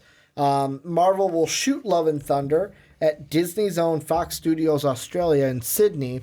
Series vets Jamie Alexander, Sif, and Kate Dennings, Darcy, have both expressed interest in returning after sitting out Ragnarok in 2017.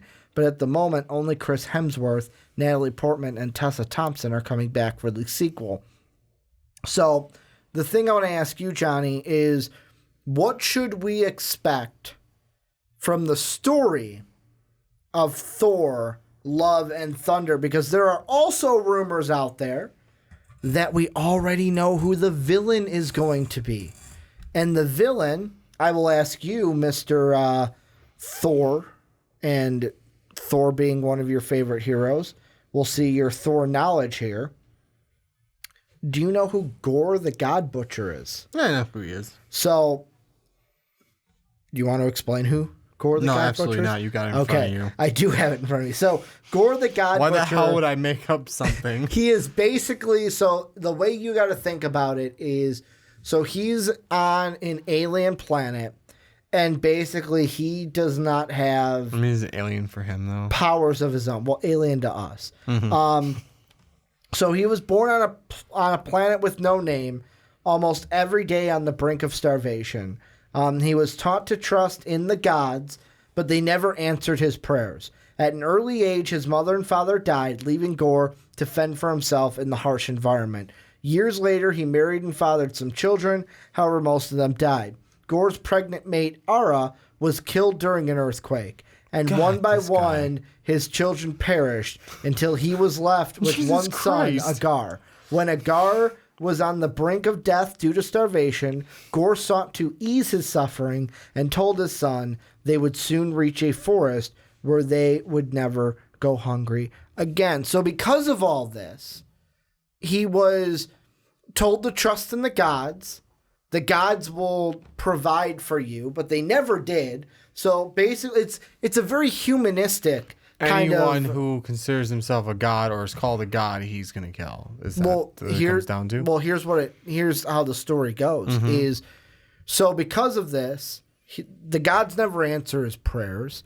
He starts being like, fuck it, there are no gods. Like, the gods don't exist. If the gods exist, they would come and help us. We wouldn't be starving because they would come and help us. Family member. Exactly. So, no family members. What happens is in the comic, there's these two gods fighting each other. One is gold armor with a nice gold like blade polearm kind of weapon. The other is like in complete black.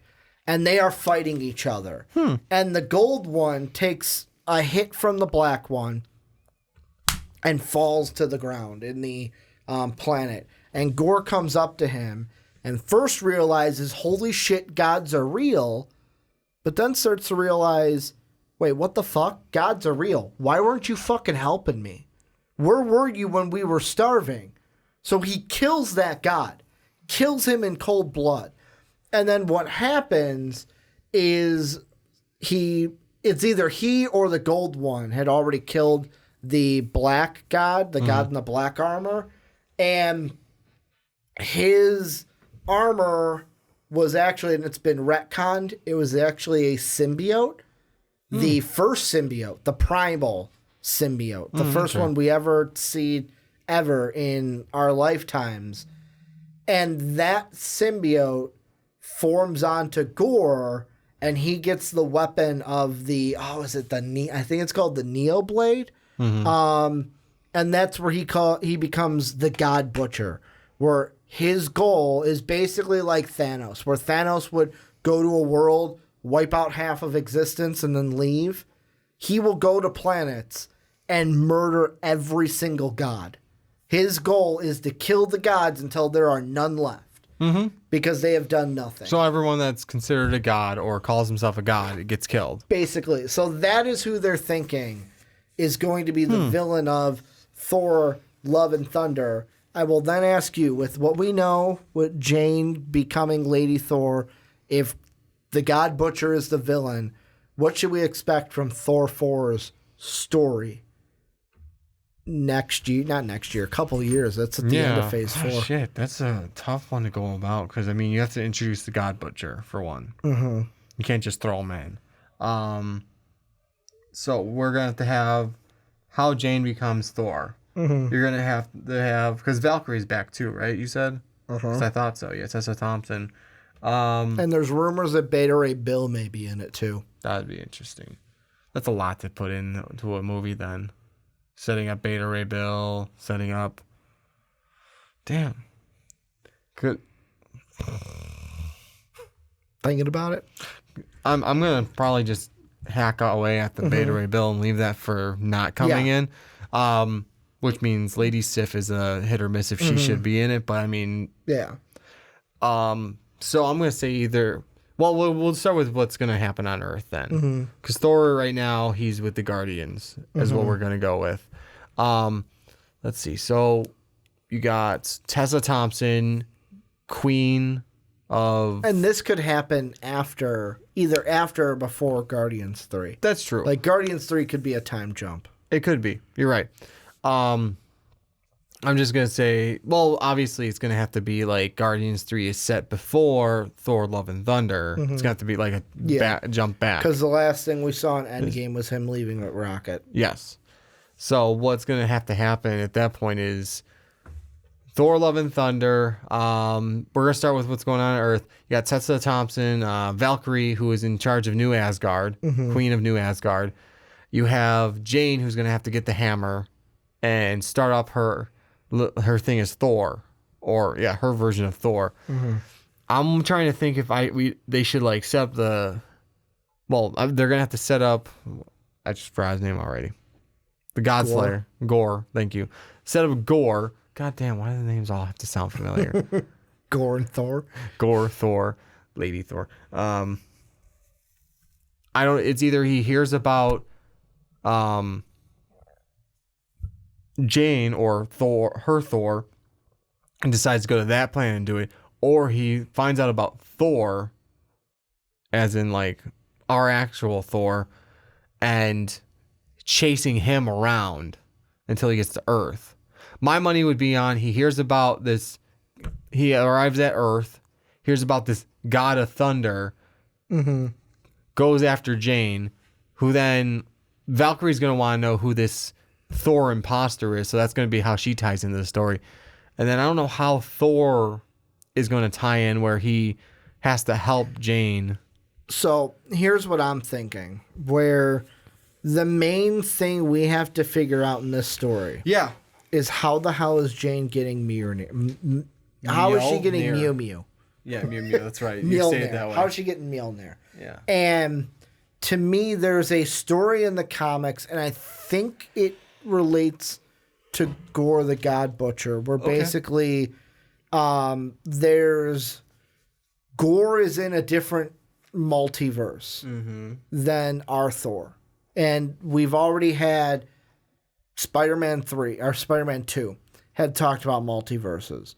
Doctor Strange is all going to be about multiverses. They're kind of really setting up this multiverse kind of a strain. So what they could do is Gore's in a different multiverse, one where their Thor has Mjolnir. And this Gore is just butchering everybody. He is just... Every single god he comes in contact with is just kill, kill, kill. And what happens in that storyline is the Thor in that storyline before he dies gets to our multiverse and hands off the hammer to where the hammer's now in our multiverse. So it's kind of like I'm the Thor from mine and I'm dead. There's no use for the hammer. and your multiverse doesn't have a Mjolnir, so here, you can have this one. And that's how we get Mjolnir back into our multiverse. But what people are kind of talking about with that is, if that is possible and they do that, then that is how Gore the God Butcher gets into our multiverse also. See, I'm wondering... God. I'm wondering if multiverse is what everyone's thinking is. It's not... I don't know if it's necessarily like DC's Earth 1, Earth 2, Earth 3 necessarily. Yeah. Because we've got, like, villains, and I'm just naming some villain... luckily, I had this in front of me because I was going to start looking up Thor villains. If I can scroll to the top and get this thing in front of me. Annihilus, for example, his native planet is Arthros, but he's the ruler of what's called the negative zone, which isn't necessarily like, maybe there isn't an Earth in that. I almost called it a realm. It's not a realm. It's multiverse. You're like, I'll just use the word No, multiverse. I just couldn't think of the actual term multiverse. It's not, it's like, more so think of like the beginning of Doctor Strange, when she knocks his soul, I'm going to just say soul out. His essence. It's the Chakra. spiritual form. Yeah, astral form. Astral form, thank you. She knocks his astral form out, sends him into like falling through different multiverses. None of them which seem anything like even like, oh, there's an Earth. No, it was just like hands crawling out. You see like weird colors and shapes, almost like he's like in a petri dish with Produce. Say produce. Yeah, that's what I thought you were going to say. In a petri dish. Hey, there could be produce in there. Oh, God, with bacteria? Yeah, something like that, or like let's just say bacteria. Fuck okay. It. I was gonna say skin cells. Did you start scratching? No, your my arm just itched. But you get what I'm saying. It's all these weird, and like, look at when he goes in Dormammu's domain. When Dormammu tries to take over our universe. I could do this all day, Dormammu. Yeah. Stabs him, comes back. Yeah, no. So it's like that. I don't think it's like necessarily Earth, blah blah blah. Earth this. So I mean, I'm not necessarily gonna Let me. I'm gonna lean away from the multiverse, like everyone, like some people are thinking. Because I forgot one key factor of it. Yeah. Let me quickly read it. Yeah, go ahead. And then you tell me. Here's the thing I want your question after I read this. Is if Gore the God Butcher is going to be the villain for Thor 4, how do you take this story and change it to where it fits into the MCU, where it fits into what we already have established and what we want to establish? So this is his encounters with Thor. So at some point in the 9th century, Gore arrived on Earth and killed a god from the Americas, the body washing up on shore of Iceland, where it was found by Thor. At a later date, while accompanying a Viking raiding party to Russia, Thor found some of the Slavic gods dead. Thor was attacked by Gore, who nearly managed to kill Thor. But just before the killing blow, Thor conjured a lightning strike, which knocked both of them out. Gore recovered and escaped to a cave, where he once again fought Thor. Despite Gore attempting to torture Thor for information about the location of Asgard for 17 days, Thor held out long enough for his Viking worshippers to find him, distracting Gore long enough for Thor to recover and cut Gore's right arm off, believing that he had successfully slayed Gore. Gore survived their encounter, however, and would spend the next 1,000 years butchering more and more gods, growing even stronger, and amassing an army of dark minions to assist him in his crusade. Thor once again took notice of Gore's activities centuries later and began hunting him when a prayer summoned him to a world without gods, recognizing Gore's handiwork when he found the world's deities slaughtered. While Thor went to a cave they once fought to look for him, Gore attacked Chakras. I hope I said that right. Or no, it's Kronux, wow, I can't read, to lay claim to the pool of forevers, and used the blood of the time gods to transverse the time stream. When he went back to the beginning of the universe and slew one of the first elder gods, taking the infant deity's heart as a trophy, he then headed forward in time millennia into the future and arrived in Earth 14412, claiming a desolate world to serve as his base of operations and enslaving all the gods he could capture except for the Allfather, Thor, who he routinely tortured over his failures. Over the next 900 years, Gorr forced the enslaved gods to mine broken planets and the cores of the stars for materials to build the God Bomb, which he intended to use to exterminate all gods across the entirety of the multiverse. Gorr also created constructs of his deceased wife and sons from the all-black symbiote, though unbeknownst to his son, embodied his self-conscious self-loathing. So the thing I forgot to mention was that God Bomb thing of like, he wants to build the God Bomb to kill all gods in every multiverse. How do you take that and can you bring that and put it into the MCU? Because I know, like, unless you're going to be like Thor has a flashback where it's like, oh, we have fought before. Mm-hmm. Basically, back when Thor was the cocky asshole, where it's like, oh, I can do whatever I want, kind of a thing. Yeah, you got like Thor back then had the attitude of, I've never lost before. Mm-hmm. So it's kind of hard to like, you can't really show the Thor having been tortured for so many days or holding out. You can't really show any of those. Mm-hmm. I mean, you can probably show a flashback of, oh yeah, I have fought you before. Unless the torturing happens now. Yeah, unless he does that. But like Thor disappears, and then Jane's like, what the hell do we do? And then that's when Jane becomes Lady Thor, and then when she meets up with Thor, it's like, what the fuck? You got my power? You got Thor's powers? Mm-hmm. See, I'm having trouble grasping of going with Gorr as the villain for this in general. Mm-hmm. Partially because of the title of this movie. Love and Thunder? Yes. Because Ragnarok tied in with the name. The Dark World tied in with the name. Mm-hmm. There was no actual secondary title for Thor, so yeah. If like, in what way would Gorr being the villain tie in with Love and Thunder? Unless it's just the romance between Thor and Jane, or maybe even Jane and Valkyrie, because in the comics that happens. Yeah. I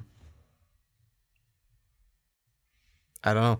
See, I'm having trouble grasping how Gorr could be fits in with that title. Because tell me that they would make that title and not have it play into the story. Yeah, I kind of sit there and I'm like, for me, I would leave the God Bomb out of it because that's you show gods like him having taken gods to be slaves. Do you introduce any of those gods? Do you just have them as people slaving away? What do you do? So here's one thing I'm going to ask you. Let's say Gorr is not the villain. And this is from 2 months ago. And this is from We Got This Covered also. They have here, We Got This Covered has been informed that Amora the Enchantress will likely make her MCU debut in Thor 4. That's the one I would go with. If this happens, she'll serve as the central villain of the movie. However, it isn't set in stone that the character will be involved, as Marvel is still at the idea stage and the script at this point had yet to be written, but now it's finished. Why do you think, and why do you clap your hands like you did? How does Enchantress fit more into what everything you're talking about, especially with the Love and Thunder I got this, part? I actually looked up Jane Foster's Thor's villains, and it just gave me a slew of Thor villains in general, because these all fought Thor as well. Enchantress. Amora the Enchantress and his guardian goddess and immensely powerful magical sorcerer. Being backed by years of experience, she is one of Thor's greatest and most powerful foes, not only because of her immense power, but also because of him being in love, being her love interest. My money, well, not my money, but my money's me. You think there's going to be like a Poison Ivy type of thing? Essentially, yeah. So what I'm thinking almost is, I don't know what her motive is necessarily. Yet I'm still trying to snowball that one. But she almost uses her powers to manipulate Thor or control Thor into fighting Jane and Valkyrie at one point. Kind of like how getting out with Poison Ivy, where, of course, in the Batman movie, it was more of like, no, she wants me. No, she wants me. But this is something where it's like turning him villainous almost. Makes Thor a villain for a short time of the movie. Just like, almost like, like it's mind control. When Scarlet Witch put the visions in like Tony's head. Yeah. Almost her doing something like that. But it's like, Thor, take care of them. Like, oh, maybe she wants Thor, because I know in the cartoons, she wants Thor as her to be in love with her, to marry her so she can be like with him. And she be Queen of Asgard? It's not even necessarily to be Queen of Asgard from what they've shown. She just wants to be with Thor. But that would be the benefit too. She wants to be with Thor, but that would be like maybe a benefit to her. Maybe add that, like compound that onto it. It's like, well, this is New Asgard, and technically Thor should be the king. Basically, hey, she's in your throne. You should take care of that. Stuff like that. But like I think the beginning of this will be sort of the comic book line stuff I've read where, so Jane takes like the mantle of Thor. Yeah. I think to me is going to be either along the lines of Mjolnir still technically works because in the old comics with Donald Blake, he found a stick. Tap it twice, it becomes Mjolnir. He becomes Thor. Tap it one more time, like tap it again, or is it twice again? And it turns back into a stick. Do you think they're really going to do that, though? It's not necessarily that. I'd say maybe the handle, Mjolnir, or like Mjolnir can. I'm just going to go with this instead. Because like as I'm saying it, like I don't like that as much. Do you want to know the easiest thing they can Mjolnir back do? together? Answer me this, because I forgot it. Riddle me this. I'm trying to remember his name, and I can't. Peter Dinklage isn't dead, right? No. He didn't die, right? He No. just doesn't have his hands. He just can't use his hands. Yeah. What doesn't, at that point, what doesn't stop them from going to him and being like, hey, can you make us another Mjolnir? Or just bring the pieces of Mjolnir Yeah. to him. Yeah, well, that's what I'm saying. Maybe not even him necessarily. Maybe someone from New Asgard, or like just like to remember their king, their Thor as their king. Take the pieces of Mjolnir and get like either themselves or get someone to weld it back together it back together, and they put that on display. And at that point, like they can't lift Mjolnir, but they can lift what Mjolnir's on. Yeah. And so they like have that on display of, hey, in honor of Thor having been our king and our savior. Oh, that's kind of almost far, but because a part of the rumors too is obviously Jane needs a Mjolnir. Yeah, like she's gonna have Mjolnir. But the rumors are if they do include, because the rumor is that we're gonna have a couple versions of Thor in this. Really, Thor, Jane Foster. Valkyrie in a sense because she's the Queen of Asgard right now, and then Beta Ray Bill also. The big one with Beta Ray Bill is that they almost had him in Thor Ragnarok, but they decided to cut him because they referenced him though with the face on with the face, but they cut him because I remember them saying that when they introduce him. They want him to be a bigger part of the story. They didn't just want him to be a champion that Thor or Hulk fought in the Colosseum. And the thing that people are theorizing is that he will be in it. And then at the end of the movie, or towards the end of the movie, because his weapon in the comic is Stormbreaker, that Thor will give him Stormbreaker because there's no enchantment on it. And then Thor will basically become, hey, I'm going to be Cosmic Thor and like go off with the Guardians, or kind of I'm going to police over here, kind of like what Captain Marvel does in a sense, but on a maybe smaller scale. Because he can't, I would say Captain Marvel is more powerful than Thor in her powers and can probably cover a lot more of a vast area in space than her. Well, I mean, without Mjolnir or without Stormbreaker, yes. Without Stormbreaker, because with that it's just summon the Bifrost. And he can travel anywhere, but without a Mjolnir, without a Stormbreaker, and he just goes off and kind of does his own thing. Yeah, I'm just debating on that, but I mean, I can see where it comes from, and then Enchantress would make it a little bit harder for Jane and Valkyrie, only because she can probably manipulate him too, if she wanted to. But it's kind of, I'm just wondering if that's too much to add into the storyline or not. But then you got Lady Sif that wants to come back. If that's the case, you can have her go off with Beta Ray Bill at the end like it does once in a while. Yeah.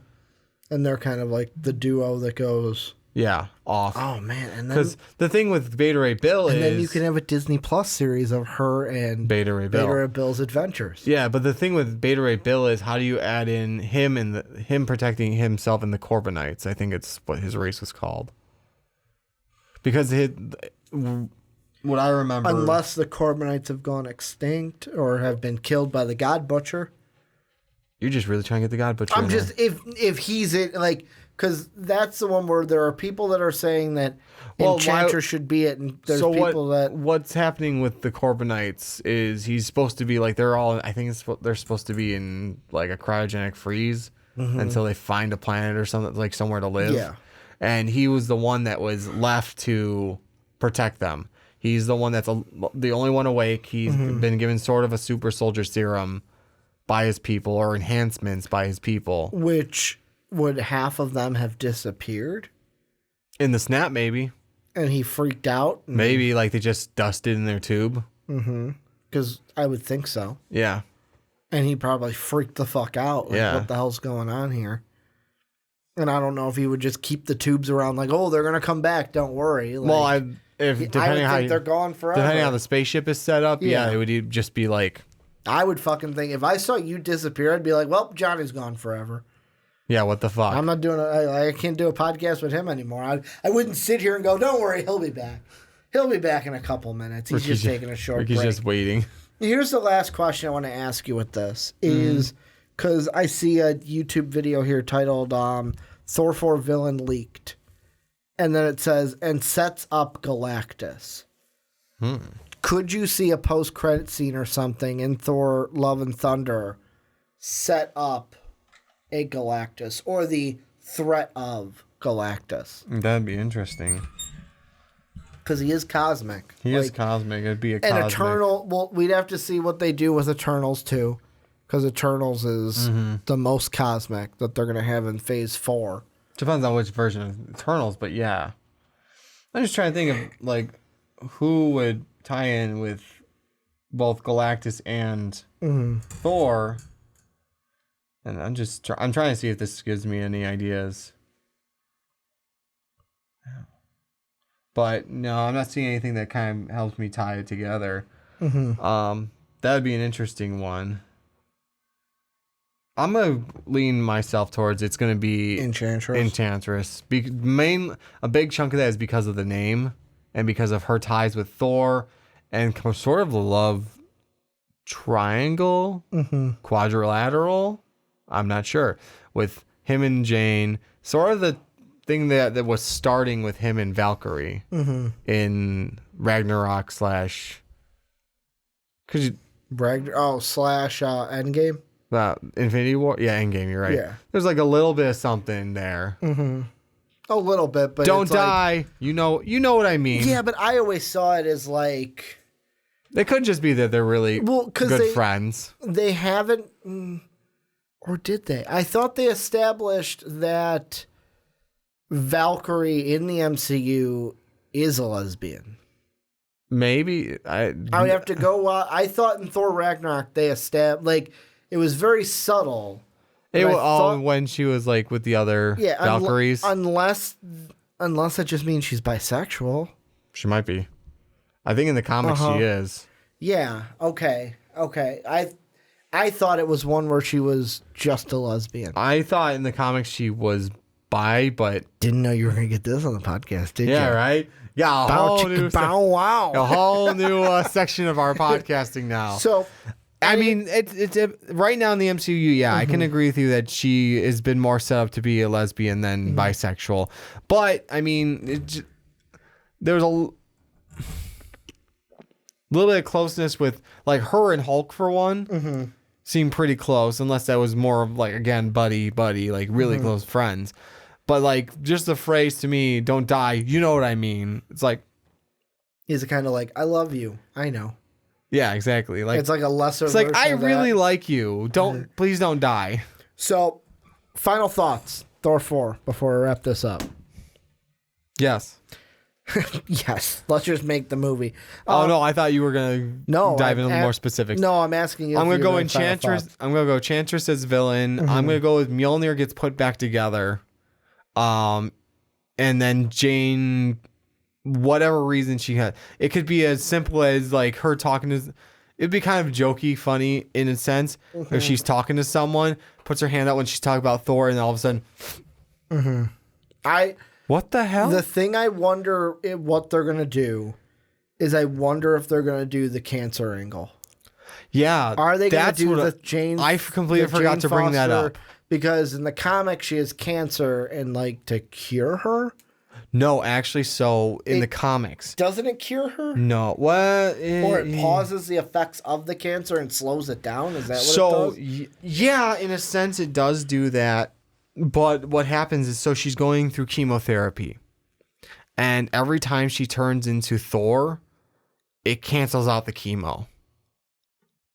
Okay. So, which is what makes her worthy, is because she's willing to stop her chemo in order to become Thor and save people. So basically, by being Thor, she's killing herself? Yeah, every time she turns into Thor, she's killing herself. Ooh.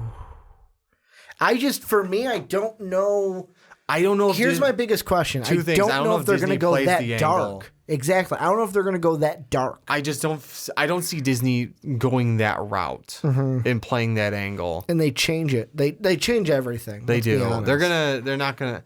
So I don't think we're gonna get. I don't think because of how blah, blah.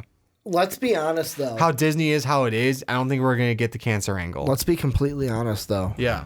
They have the setup to do it. No, they do. Because every time we've heard about Jane, it's oh, Jane's off here, Jane's off there. Jane's doing fine. What if in Thor 4, Thor, the first time he sees Jane, Jane's not fine. Jane hasn't been off here and here doing what he thought. Like Nick Fury's been telling him. She's been dealing with cancer. Because in some cases, cancer is in some cases, it's hey, the chemo worked and you're done. It's in remission. But there's some where it's it lasts long. And it's it could be a process where it's yeah, Jane's been dealing with cancer and we just, you haven't known. I know we had it. It was just to set up Peter Quill, but we did have it in Guardians of the Galaxy 1. When his mom died, the fucking the gut punch right in the front. The 5 Hey, come see Guardians. The 5 minutes in gut punch. You're gonna laugh a lot at this movie. And we punch it right in the gut. Yeah, the 5 minutes in gut punch from Guardians. I didn't expect to see that. We did have it in Guardians. And then the gut punch with his father in 2. Oh, I didn't want to put that tumor in her head. Yeah. What? They basically... So, remember you forgot about this, audience? We're going to pull it out, punch you in the gut again. Yeah, that's basically what it's more like a, hey, hand on the shoulder. Hey. Basically. I can't wait to see what they do with that. I'm super I kind of hope excited. they go with the cancer route. I want to see that dark. I kind of want. I don't want to say dark. That sad angle, that real angle. No, I want I would go with real angle to describe it, but also like again to show her worthiness. Because that's what you got to do. You got to make Jane Foster worthy. How is she worthy of the powers of Thor? Not that saying like cancer makes you worthy, but like the willingness to. Yeah, sacrifice. Sacrifice, exactly, the sacrifice. Basically, like you said, you're willing to kill yourself to save others. Exactly. So that's going to wrap it up for us here on the Rick and Johnny podcast. Make sure to took a dark turn tell at us the end there. What you guys think in the comment section down below about anything that we talked about on this podcast. And if you're on YouTube right now, let us know what you guys think about the Thor 4 story. What do you guys expect from it, and what do you guys want to see in it? Also, I'm going to have a special poll question right here where I am going to throw up 3 topics. And I want you guys to tell us what you want us to talk about in the next Rick and Johnny podcast. So the 4, I'm going to give you 7, 3 choices. 9, 24, 6 Number 1, Obi-Wan Disney Plus series. Do you want us to talk about that? About what we want to see from the Obi-Wan series? What should we expect from it? Number 2, Batgirl. Apparently DC is still making the director search a priority. Do you want us to talk about who could potentially direct the Batgirl movie? And then number 4, apparently live-action Spider-Man Universe TV series is in place. Do you want us to talk about that? So let us know what you think to that poll question about anything we talked about today on the podcast. I want to thank you guys for listening, watching. Make sure to support us on patreon.com/mostvaluablepodcast. Follow Johnny, War Machine 9085. I'm at Ricky Widmer. Most Valuable Podcast is at Most Valuable Pod. Want to thank you guys for everything. And as always, have a good day, everybody.